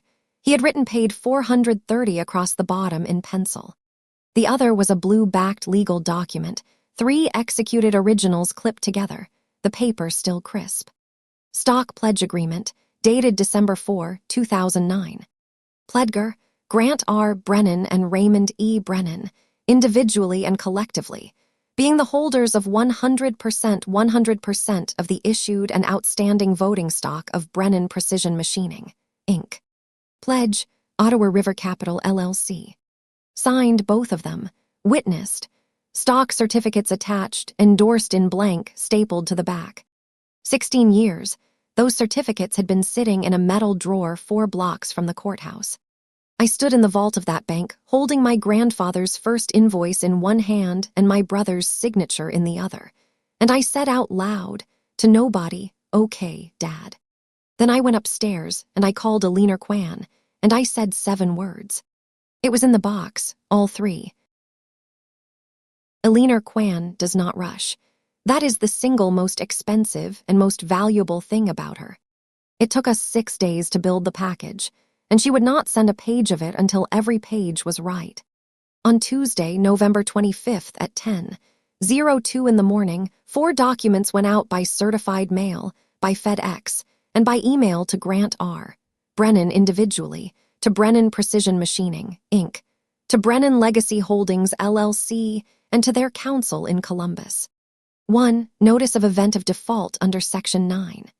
3 of the security agreement dated December 4, 2009, arising from the transfer of 100% of borrowers' issued and outstanding voting stock to Brennan Legacy Holdings, LLC on November 4, without the prior written consent of holder. 2. Demand for immediate payment in full, $1,943,211.40. 3. Notice of intent to exercise rights under Article 9 of the Uniform Commercial Code with respect to the pledged shares, with a public disposition scheduled for December 5th at 10:00 a.m. at the offices of Quan Law PLLC, Ann Arbor, Michigan. 4. Notice of exercise of holders' inspection rights under Section 6. 2 of the security agreement, with inspection of the collateral to occur at 4400 Matzinger Road on Wednesday, November 26th, at 9:00 a.m. Attached, the note, the security agreement, the 3 continuation statements, and a certified copy of the stock pledge agreement bearing Grant R. Brennan's signature. My phone rang at 10:41. I let it go. It rang again at 10:44 and 10:52 and 11:09. At 11:20, I answered. What the hell is this? I have known my brother for 57 years, and I had never heard his voice do that. Grant. What is this, Diane? What is this thing? This is, I could hear paper. I could hear him turning pages very fast. This is from 2009. This is the bank thing. This is Dad's bank thing. There was never a bank, Grant. Silence. In 2009, PNC pulled the line and nobody would lend to you. Dad called me from the office on the Tuesday before Thanksgiving, and he couldn't finish a sentence. I sold a duplex, and I cashed out everything Paul and I had, and I put $600,000 into that building through Ottawa River Capital.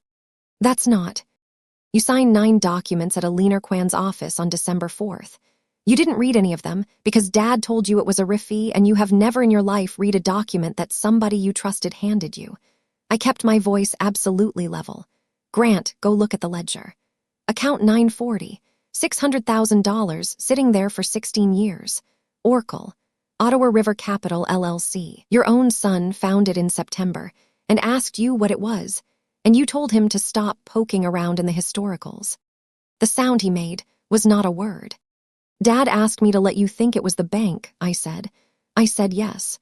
That's the only part of this I'm sorry for. I could hear him breathing. You can't do this, he said. You can't just, Diane, there are 61 people. I'm not touching the machines. I said it fast because I meant it, and because I did not want him to spend 1 hour of one day believing I would. Not one machine, not one job. I don't want the equipment. Read paragraph 3 again. There was a very long pause while he read paragraph 3 again. The shares, he said. The shares. You're taking the company. You pledged it, I said, in 2009, when I saved it. And then Grant Brennan, 61 years old, said the thing that I think was the most honest sentence he uttered in the entire 6 months. Nobody told me. No, I said, you just signed. He hung up. 9 minutes later, Alexis started texting. I am not going to reproduce all of them. There were 41 over the next 2 days. The first 11 were warm. Then they were sad. Then they were sad in a way that mentioned Nora. Then, at 1:14 in the morning on the second night, this.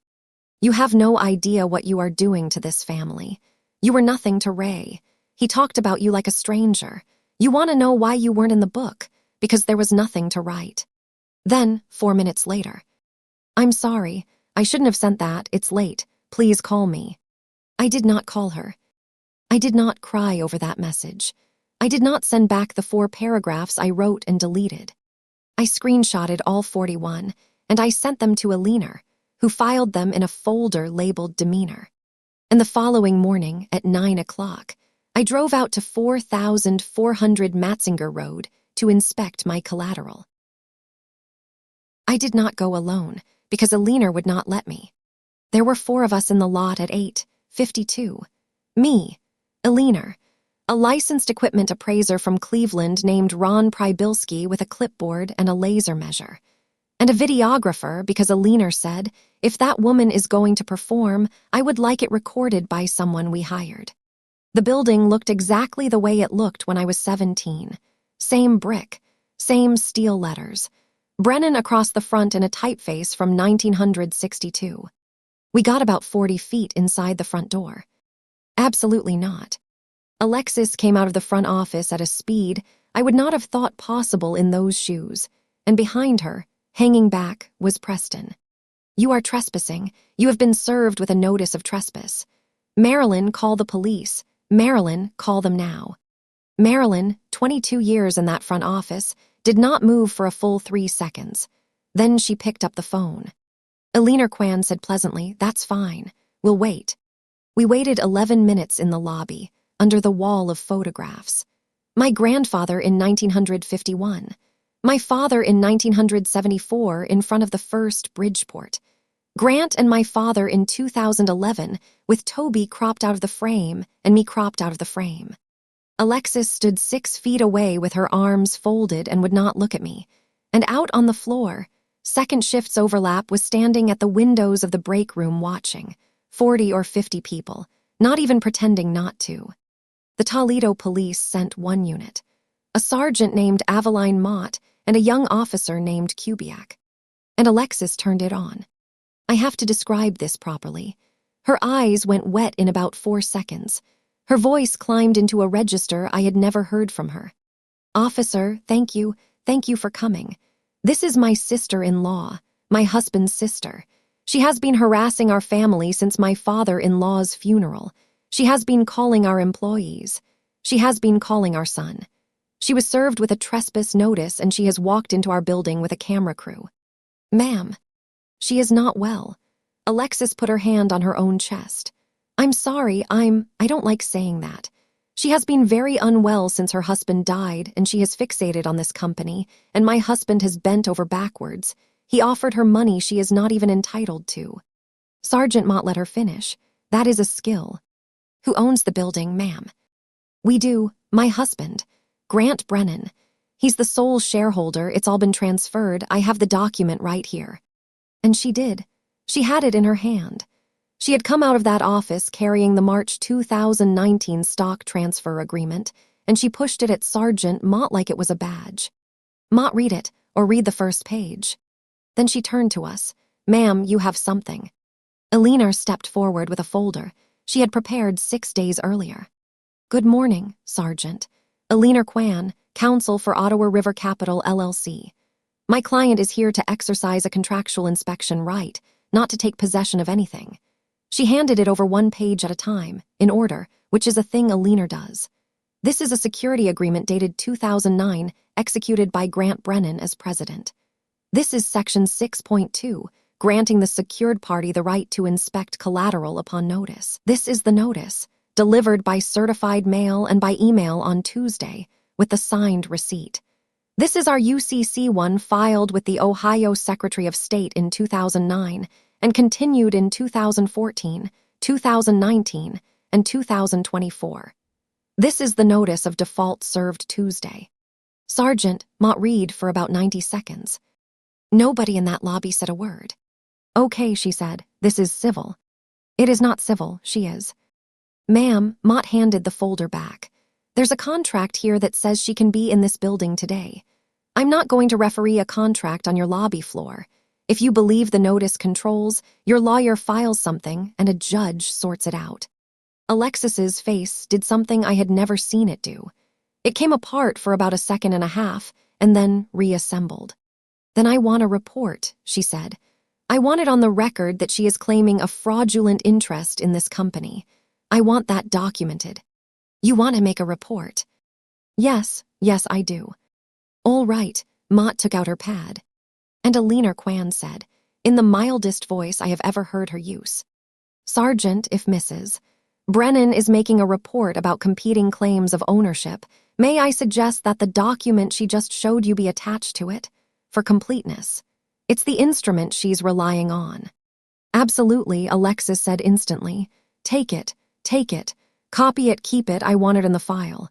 She handed the forged stock transfer agreement to a Toledo police officer. Voluntarily. In front of a videographer she had complained about, on a report she had demanded. Officer Kubiak took it to the cruiser to scan. And while he was out there, Sergeant Mott stood in that lobby with her thumbs in her vest and looked at the wall of photographs for a while.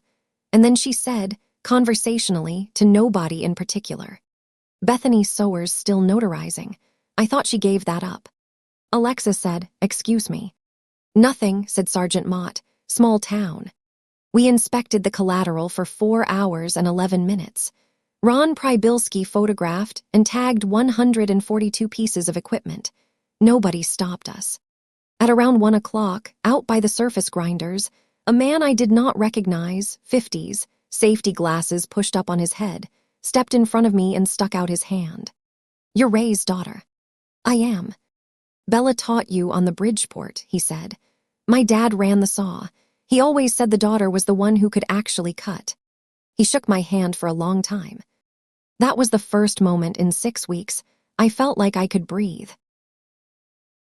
Thanksgiving was the next day. For 31 years, Thanksgiving was at the house on Corey Road.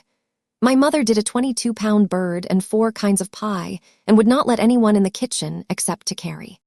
That house had been sold at auction in October to a man from Mommy who did not like the kitchen.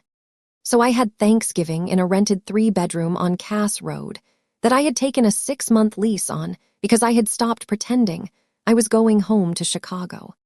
Nora drove in from the city and got there at 11 with a pie and a duffel bag. Toby and Carol came at 1, Toby moving slow and being aggressively cheerful about it. Marilyn Pruitt came because I asked her, and because her husband's sister had canceled on them, and she said, and I quote, I am not spending this particular Thursday alone with my thoughts.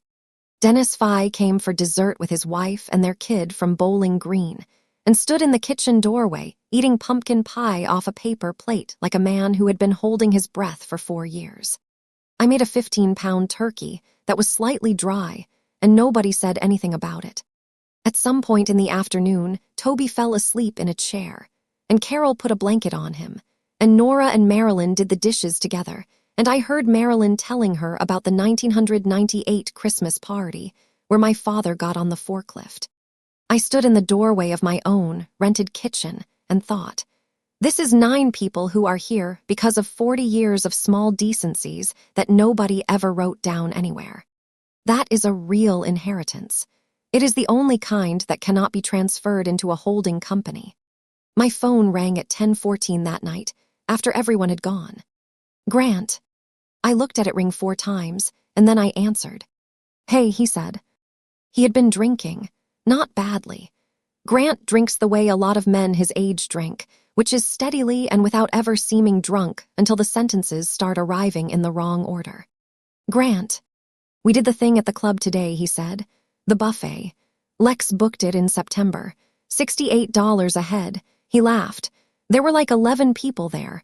It's all divorced guys and people whose kids didn't come home. I did not say anything. Preston didn't come, he said. I know. He was at your thing. He wasn't. He was with his girlfriend's family in Parisburg. That was true. Grant, why are you calling me? There was a long pause, and I could hear a television somewhere behind him. When we were kids, he said, you used to be able to do the thing with the dad's parts washer, the bearing puller. He'd give it to us both, and I'd screw around with it for 20 minutes, and then you'd take it and just do it. I remember. And he'd laugh, Grant said. He'd laugh die, and I'd stand there. I sat down on the arm of the couch in a rented living room. He never laughed at you, I said. That's not what that was. You don't know what it was. You were the one holding the puller. His voice cracked and reassembled. You know what he said to me? At the hospital, 2 days before. He said, take care of your sister. Take care of your sister.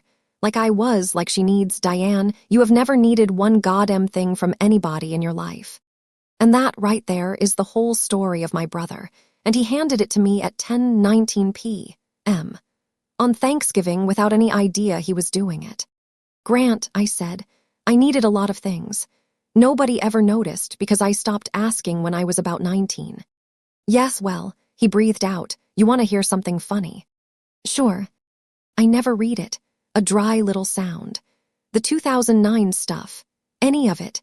Dad put a stack in front of me in a lawyer's office in Ann Arbor and said sign these, and I signed 9 documents in about 4 minutes, and you know what I was thinking about the whole time. What?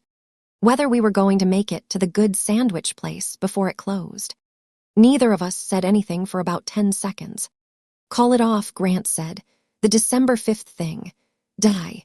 Call it off and we'll work something out, we'll do a note. We'll pay you back over 10 years, I'll put it in writing, I'll sign whatever. You'll sign whatever. He stopped. Then, in the background, very close to the phone, I heard Alexis's voice say, give me that. And the tone of the call changed the way a room changes when the furnace kicks on. Diane, crisp, sober, not a trace of Thanksgiving in it. He's had a hard day. He's not going to say anything else tonight. Okay. You're going to lose, Alexis said. You understand that, right? You have a piece of paper. We have this entire city. Alexis. What? He signed 9 documents in 4 minutes, I said, because he trusted the man holding the pen. You should think about what that says about the papers you've been handing him for the last 6 weeks. She hung up. I sat in that rented living room for a while, with the TV off. Then I got up and put the leftovers in containers, because somebody has to, and because it has always been me, and because, for the first time in about 30 years, I did not mind. Here is a thing most people do not know about commercial lending. When a bank makes a $2.4 million loan against equipment, the borrower signs a document swearing that the equipment is unencumbered. It is called a collateral certification. And the bank does a lien search, a UCC search with the Secretary of State, before closing. Maumee Valley Bank did run a search in August. I have seen it. It came back clean. It came back clean because their search vendor ran the debtor name as Brennan Precision Machining LLC. We are an Inc. We have been an Inc. since 1968. One wrong entity suffix, one clean report, and a $2.4 million loan closed in September against machines that had a 16-year-old first position lien sitting on them the whole time. A liener sent the bank a courtesy notice on Monday, December 1st. She was not required to. She did it anyway, and she did it in writing, and she copied the bank's general counsel because a liener Kwan has never in her life let anyone else be the one holding the surprise. Cheryl Ostrander called her at 3:40 that afternoon and asked for the file. She had it by 5. And on Tuesday morning, December 2nd, Cheryl Ostrander did what any competent lender does when she finds out her collateral is somebody else's collateral. She pulled the whole relationship. She pulled the closing binder and found the collateral certification, signed Grant R. Brennan, President, dated September 11th, certifying that all equipment was owned free and clear of any lien, encumbrance, or security interest of any kind. She pulled the personal guarantee, also Grant. Then she pulled the quarterly borrowing base certificates, 4 of them, each one certifying accounts receivable and work in process inventory values. And this is where it stopped being a mistake. Because on Monday night, a liener had sent the bank one more thing. A 19-page declaration from Dennis Michael Fye, former chief financial officer, sworn under penalty of perjury, attaching his own signed month-end work papers side by side with the packages that had actually gone to the bank. 16 exhibits, 16 pairs of numbers. The smallest gap was $91,000. The largest was 406. Every single one of the transmitting emails came from the same personal Gmail address. Alexis Brennan, Ogmail.com. There was one more document in that Monday night package, and it was 2 pages long, and a liener almost did not include it because it had nothing to do with the bank.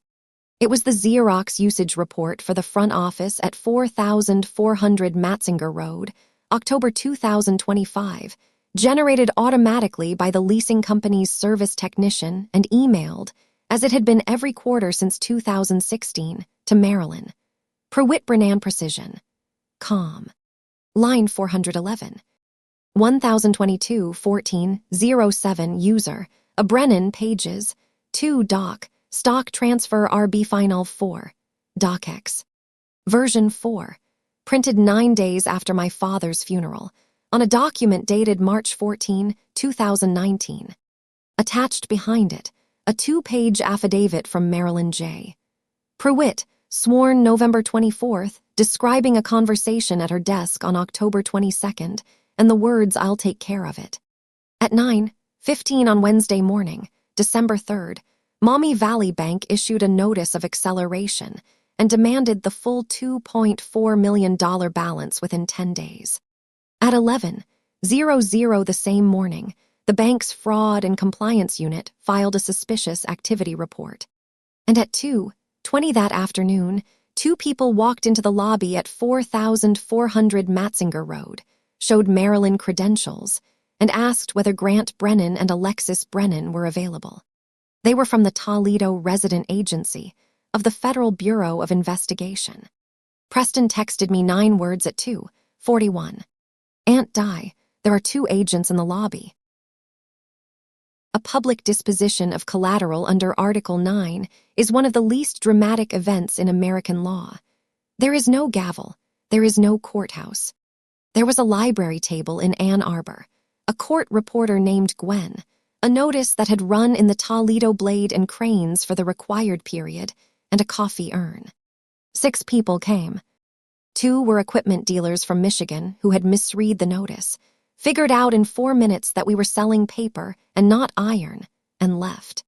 1 was a man in a very good overcoat representing an investor group out of Columbus, who had been retained 11 days earlier by my brother's counsel to bid. He raised a paddle at $1.945 million. Aliner asked him, as the notice required, to produce evidence of immediately available funds. He made a phone call in the hallway for 9 minutes and then came back and said he was withdrawing.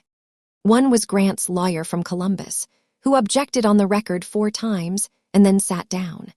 1 was Preston, in the back, who was not supposed to be there and whose mother did not know he was. And 1 was my brother. He came in at 4 minutes past 10 and sat at the end of the table with his hands folded. He had not shaved. He was wearing a Brennan Precision quarter zip, which I do not think was a choice so much as the first thing in the closet. He did not say anything for the entire proceeding.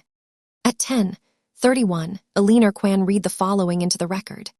Ottawa River Capital LLC bids the outstanding indebtedness in the amount of $1,943,211.40 by credit bid. Are there further bids? The room was quiet.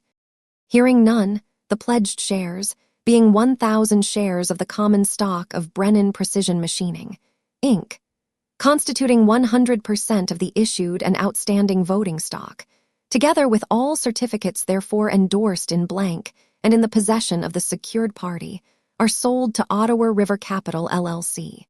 I want to tell you about that last clause, because it is the reason none of it could be undone. And in the possession of the secured party. In December of 2009, my father drove through a snowstorm to Ann Arbor and took 3 original stock certificates, endorsed in blank, out of a lawyer's file, and locked them in a bank vault 4 blocks from the Lucas County Courthouse. He thought he was hiding them.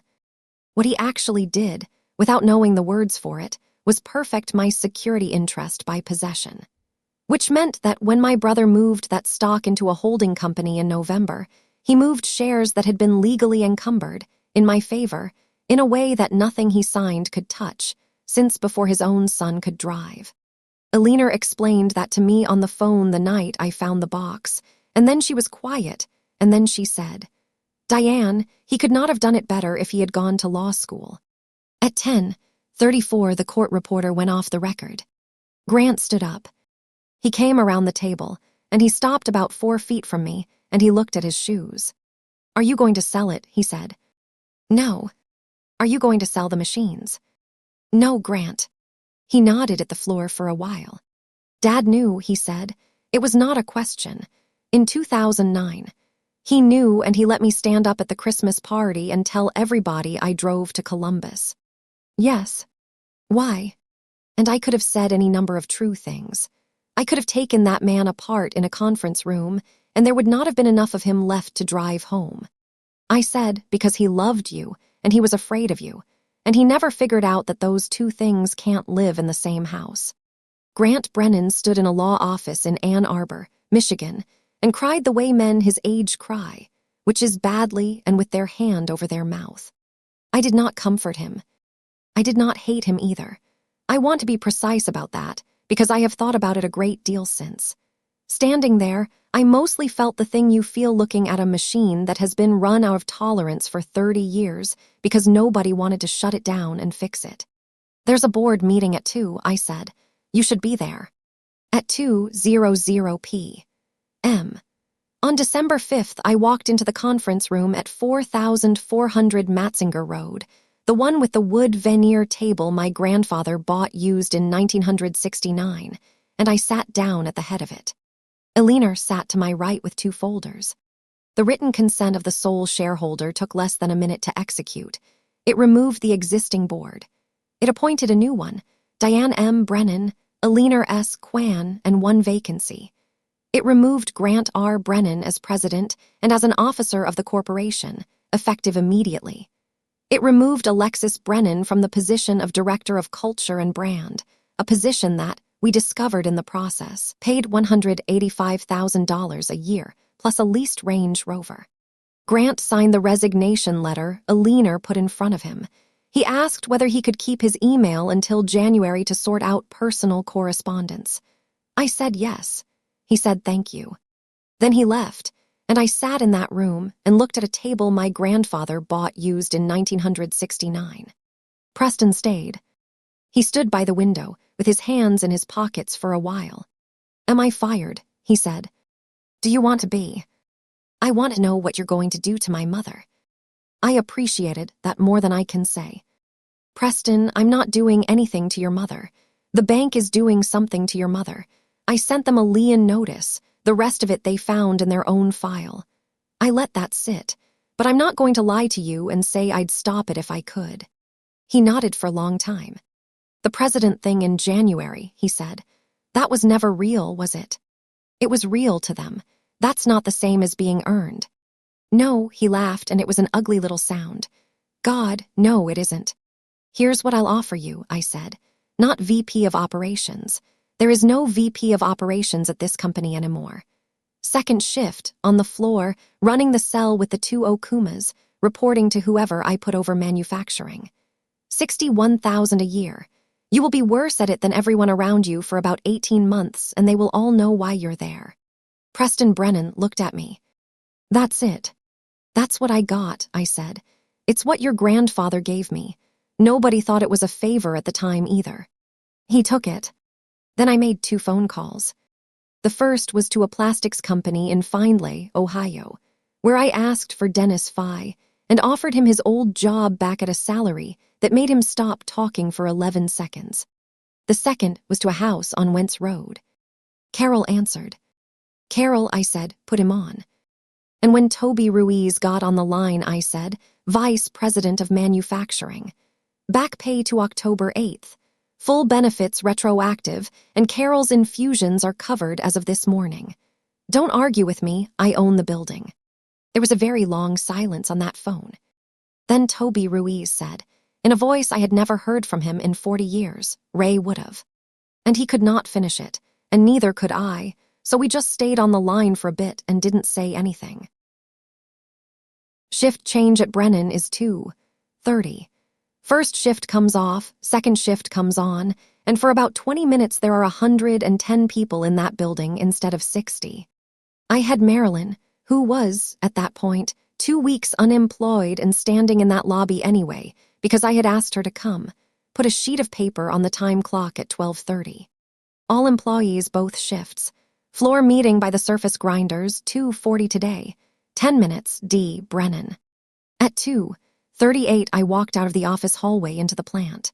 I want to describe what that was like. because I had been in and out of that building my whole life, and I had never once walked onto that floor as the person who owned it. It smelled like it always smells. Way oil and coolant and hot chips and the specific dusty electrical smell of an old plant in December. Somebody's radio was on the classic rock station, and somebody reached over and shut it off, and then it was just the compressor cycling. 110 people. Nobody was talking. Some of them had their arms folded. A couple of the older guys had taken their hats off, which broke something in me a little, because they only do that at funerals, and I did not want that to be what this was. There was a wooden pallet by the number 2 grinder. I did not get on it. That felt like a thing a person does in a movie. "My name is Diane Brennan," I said. "Ray was my father. Emil was my grandfather. Some of you know me. Most of you have no reason to." I could hear the compressor.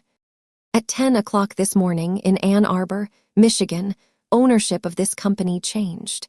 As of about 4 hours ago, I own 100% of the stock of Brennan Precision Machining. Grant Brennan resigned as president at 2 o'clock this afternoon. Alexis Brennan is no longer employed here. The sound that made was small and low, and went all the way to the back. You're going to hear a lot of things over the next few weeks, and some of them are going to be true. I'm not going to walk you through any of it right now, because it is not your problem and because you are on the clock. So I'm going to answer the 4 questions I would be asking if I were standing where you are. I held up a finger. 1, is the plant closing? No. Not this year, not next year, not on my watch, and if that ever changes, you will hear it from me in this spot before you hear it anywhere else. 2nd finger. 2, is anybody getting laid off? No. There are 2 people who are not coming back, and you watched both of them leave already. There was a laugh at that. One guy, way in the back, a single startled bark of a laugh, and then about 40 people laughed, and I let it happen. 3, is the company getting sold or parted out? No. I have no debt on this building and no partners and nobody to answer to, and I have spent 26 years going into shops that got bought by people who did exactly that, and I did not do this in order to become one of them. I put my hand down. 4 is the one nobody's going to ask out loud, so I'll say it. You've been getting told for 4 years that things are great, and then getting told there's no money for anything. Both of those cannot be true. I've seen the actual numbers now, and I can tell you which one was the lie. Nobody moved. Dennis Fye is coming back as CFO in January. That got a reaction. A real one, a low O and some head shaking, and a guy near the front saying no kidding out loud. And Toby Ruiz is coming back Monday as vice president of manufacturing with his time whole. 41 years, no break in service. That is when it went up. 110 people in a machine shop is not a ballroom. Nobody stood because they were already standing. But somebody hit the side of a tool cart with the flat of their hand, and then everybody was doing it. And then somebody hit an air horn on a forklift, which you are absolutely not supposed to do, and I did not care even a little. It went on for a while. When it came down, a man near the front, 60s, glasses on a lanyard, the one who had shaken my hand out by the grinders in November, said, "Are you going to be here? Or is this a Chicago thing?" That is the best question. Anybody asked me that entire year. "I signed a 6-month lease on Cass Road 3 weeks ago," I said. "I'll be in the building, not in the office. Here." He nodded once, slow, and that was the entire negotiation. Then a girl on the Deber bench, 22, maybe, hair up in a bandana, name badge said Ashlyn, put her hand halfway up like she was in school and then put it back down and then said it anyway. "Is it true you used to run the mill?" The whole floor went quiet in a completely different way. "I ran the Bridgeport in the summer of 1986, I said. "Bella Curtis taught me. He told my father my hands were too small and then spent 4 months proving himself wrong." An old voice from somewhere behind the saws said, "Bella was a mean old bastard." "He was a terrible old bastard," I said, "and he could hold a 10th on a manual machine at 71 years old, and I have never met anybody since who could." They let me go at 2:56. I walked back through that building alone, past the Okumas where my nephew was going to be humbled starting Monday, past the inspection room, past the wall in the front lobby with the cropped photograph on it, which came down the following week and went back up uncropped with all 4 of us in it. And then I got in my car and drove to Cass Road, and I sat in the driveway, and I called Alina Kwan and said, "It's done." "How is the floor?" They hit an air horn. Alina was quiet for a second. "Diane," she said, "in 22 years, that is the best result I have ever gotten in a deal." Then she said, "Now go find something to wear tomorrow night." The 75th anniversary gala was Saturday, December 6th, at 7 o'clock, in the Sylvan Room at Belmont Hills Country Club. 406 people, every major customer, 2 suppliers who flew in from Connecticut, the mayor of Toledo briefly. Alexis had been planning it for 14 months. The deposit was paid in March. The commemorative books, 900 of them, linen-bound, foil-stamped, had been delivered to the plant in a pallet on November 20th. I could have canceled it. I want you to understand that I thought about it for about 90 seconds and then decided not to, and it was not mercy. 400 customers were coming to celebrate 75 years of a company I now owned, and every one of them needed to look at the person who was going to be signing their contracts for the next decade. So I let it happen exactly as she planned it. Every centerpiece, every place card. I changed 2 things. The first was the seating chart. The second was the program. I got there at 5:30 and stood in the empty Sylvan Room while the caterers set up. In the same doorway, I had walked through in October carrying a box of programs nobody wanted. Grant did not come. He was, that afternoon, in a lawyer's office in Columbus with a proffer letter. Alexis came. She came at 7:15 in emerald green, because it was her event, because 400 people were in that room and every one of them knew her, and because for a woman like Alexis Brennan, not coming would have been the actual death. I have to give her this. It took nerve. She worked the cocktail hour for 35 minutes and she was magnificent. Then, at 7:50, the room was called to dinner, and Alexis went to find her seat at table 1. Her name was not at table 1. I watched her from the side of the room. I watched her look at the card. I watched her look at the next card. I watched her turn a slow half circle with a glass of wine in her hand and scan that entire ballroom until a young man from the caterer came over with a clipboard and pointed, very helpfully, all the way to the back left corner. 8 feet from the swinging doors to the kitchen. Table 19. She stood there for 11 seconds. I counted. Then Alexis Brennan lifted her chin and walked the length of that ballroom past 406 people and sat down next to a man named Dale from the Tool crib. At 8:40, the lights came down and I walked up to the podium. There is a sound a room makes when 400 people simultaneously realize they do not know what is about to happen. It is not silence. It is a kind of pressure. Good evening. My name is Diane Brennan. I'm Ray's daughter, Emil's granddaughter, and as of yesterday afternoon, the owner of Brennan Precision Machining. I let that land. Some of you know me. Most of you don't. That's not an accident and it's not anybody's fault in this room, so we're going to move past it quickly. I took a folded piece of paper out of my jacket.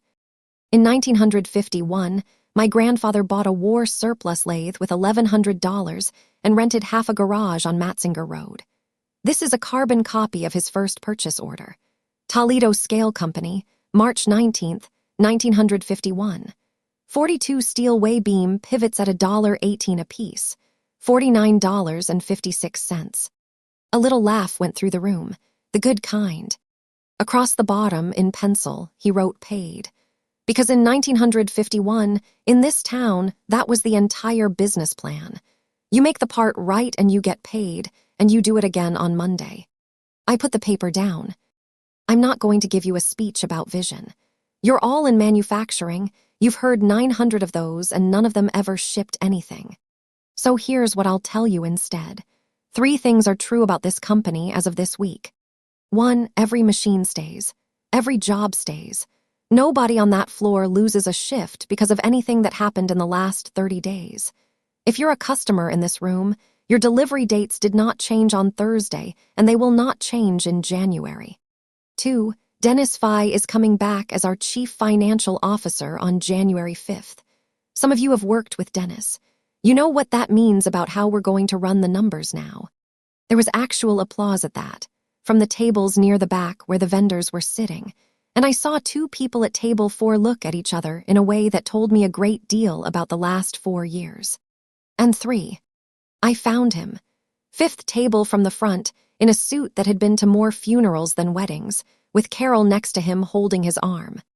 41 years ago, a 19-year-old named Tobias Ruiz took a job on the saw at Brennan.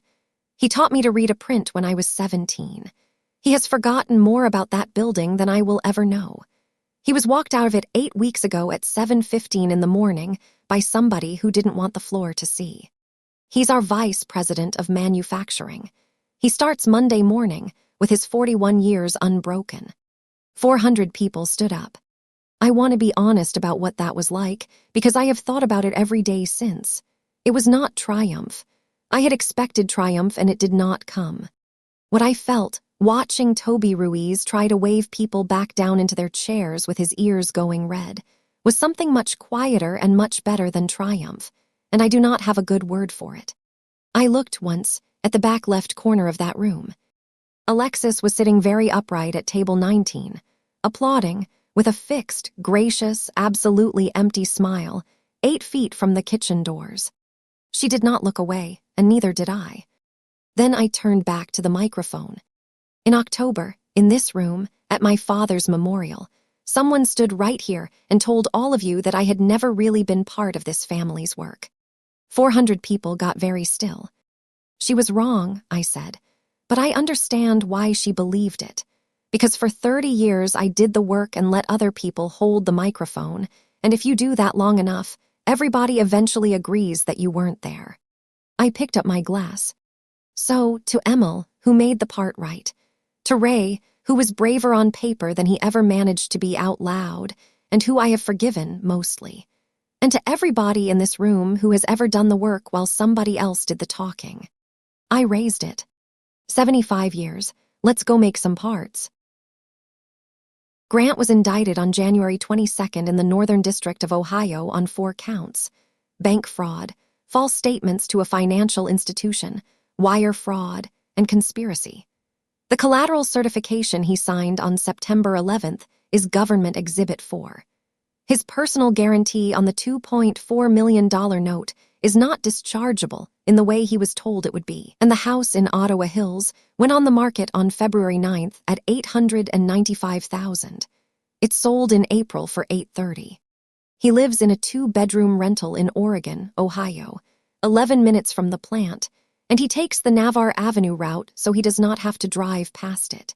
Alexis was indicted on 6 counts, including wire fraud and conspiracy, in the same instrument.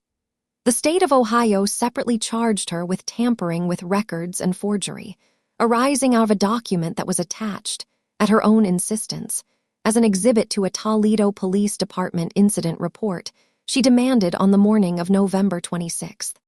A 2-page printer usage report for the front office Xerox, October 2025, line 411, is Government Exhibit 19.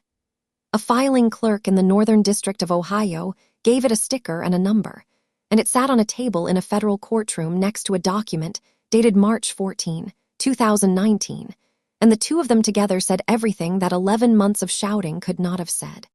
Alexis's attorney moved to suppress it on the theory that it was the property of the company. My company. We declined to assert the objection. Count 6 of the federal indictment concerns a probate filing. On November 12th, my brother, as executor, filed an inventory and accounting with the Lucas County Probate Court, listing funeral and burial expenses of $14,206 as an obligation of the estate, reimbursable to Grant R. Brennan. The wire confirmation showing that I paid Coyle Funeral Home in full on October 6th was document 11 in a folder on my laptop called Paper. It took me 40 seconds to find it. Martin Coyle was interviewed by a federal agent on February 19th. He told them about the duplicate invoice. Then, because Marty is the kind of man who answers the question he was asked, and then the question he wasn't, He told them about a phone call in August, 7 weeks before my father died, requesting a general price list. Bethany Sowers was charged in January and pled in March. She is cooperating. Her statement is 11 pages long, and the 4th page begins, "Alexis told me it was just to make things easier for Ray." The Belmont Hills Membership Committee met on February 3rd. Alexis learned the outcome by mailed notice, which is how they do it, on cream stock, with the club crest at the top. She had chaired the committee that wrote that policy in 2019. The hospital foundation replaced her as gala chair without a vote by simply printing the next invitation with a different name on it. The 900 commemorative books went to a recycler in Northwood on January 8th. I did keep one. It is in the 3rd drawer of my grandfather's toolbox, under the sockets, because I think there should be a record of what a person will do to be the center of a story. Preston runs second shift on the Okuma cell. He has been late twice, and he called both times before the shift, which Toby says is more than he expected. He testified before the grand jury in February. He has not spoken to his mother since March, and I have not once told him he should or shouldn't, because that is not my business, and because he is 27 and entitled to work it out himself. Marilyn Prewitt came back on January 12th, not to the front desk. She is our director of administration. She has 2 people under her, and she makes $29,000 a year more than she did in October. Her notary commission is current. It is renewed on a calendar reminder that she set herself in 2004 and has never once missed. Dennis Fye closed his first month on January 31st and emailed me the package at 6:04 p.m. with a one-line message, "This is the real number." Toby and Carol went to Gatlinburg in April for the first vacation they had taken since 2011. And in March, I bought the house on Corey Road back from the man who had bought it at the estate sale for $19,000 more than he paid. He was decent about it. He said his wife had never liked the kitchen. The Singer 401A is back in the corner of my mother's sewing room. $12. I signed my grandfather's name onto a bank resolution on a Tuesday in March, in the front office at 4400 Matzinger Road, with the space heater going because that office has never once been warm. Brennan Precision Machining. Diane M. Brennan, president. Then I went out on the floor, because there was a first article inspection on a landing gear bracket that had come back out of tolerance by 4/10,000ths, and I wanted to see the print myself. I want to say something to you now, and then I'll let you go. If you are listening to this at the sink or in the car, and something in it has been sitting on your chest for the last 2 hours, I want you to hear this from someone who took 30 years to learn it. Being needed is not the same as being valued. You can be the one everybody calls when it's bad and still be the one nobody thanks when it's good, and the reason that happens is almost never that you didn't do enough. It's that you made it easy. You did the work and you let someone else hold the microphone, and you told yourself that was grace. Some of it was grace, most of it was fear. Nobody is going to arrive one day and correct the record for you. Your family will not wake up and see it. They have been telling the story a certain way for so long that the story is load-bearing now, and taking it down would bring the house down with it. So keep your paper. I am serious about that, and it is the least poetic advice you will ever get. Keep the loan documents. Keep the wire confirmations. Keep the email where you agreed to it. Not because you expect to need them, because the one time you need them, you will need them completely, and no amount of being right will substitute for one page with a signature on it. And when the moment comes, do not shout. Shouting is what people do when they have nothing filed. Move slowly. Move on paper. Let them keep talking. If this story landed somewhere real for you tonight, tell me about it in the comments. I read them, and I would genuinely like to know who out there has been sitting at table 19. And if you have ever done the work while somebody else took the credit for it, subscribe to Revenge Lab, because everything on this channel is for you. They said I was never part of this family's work. They were standing in a building with my name on it.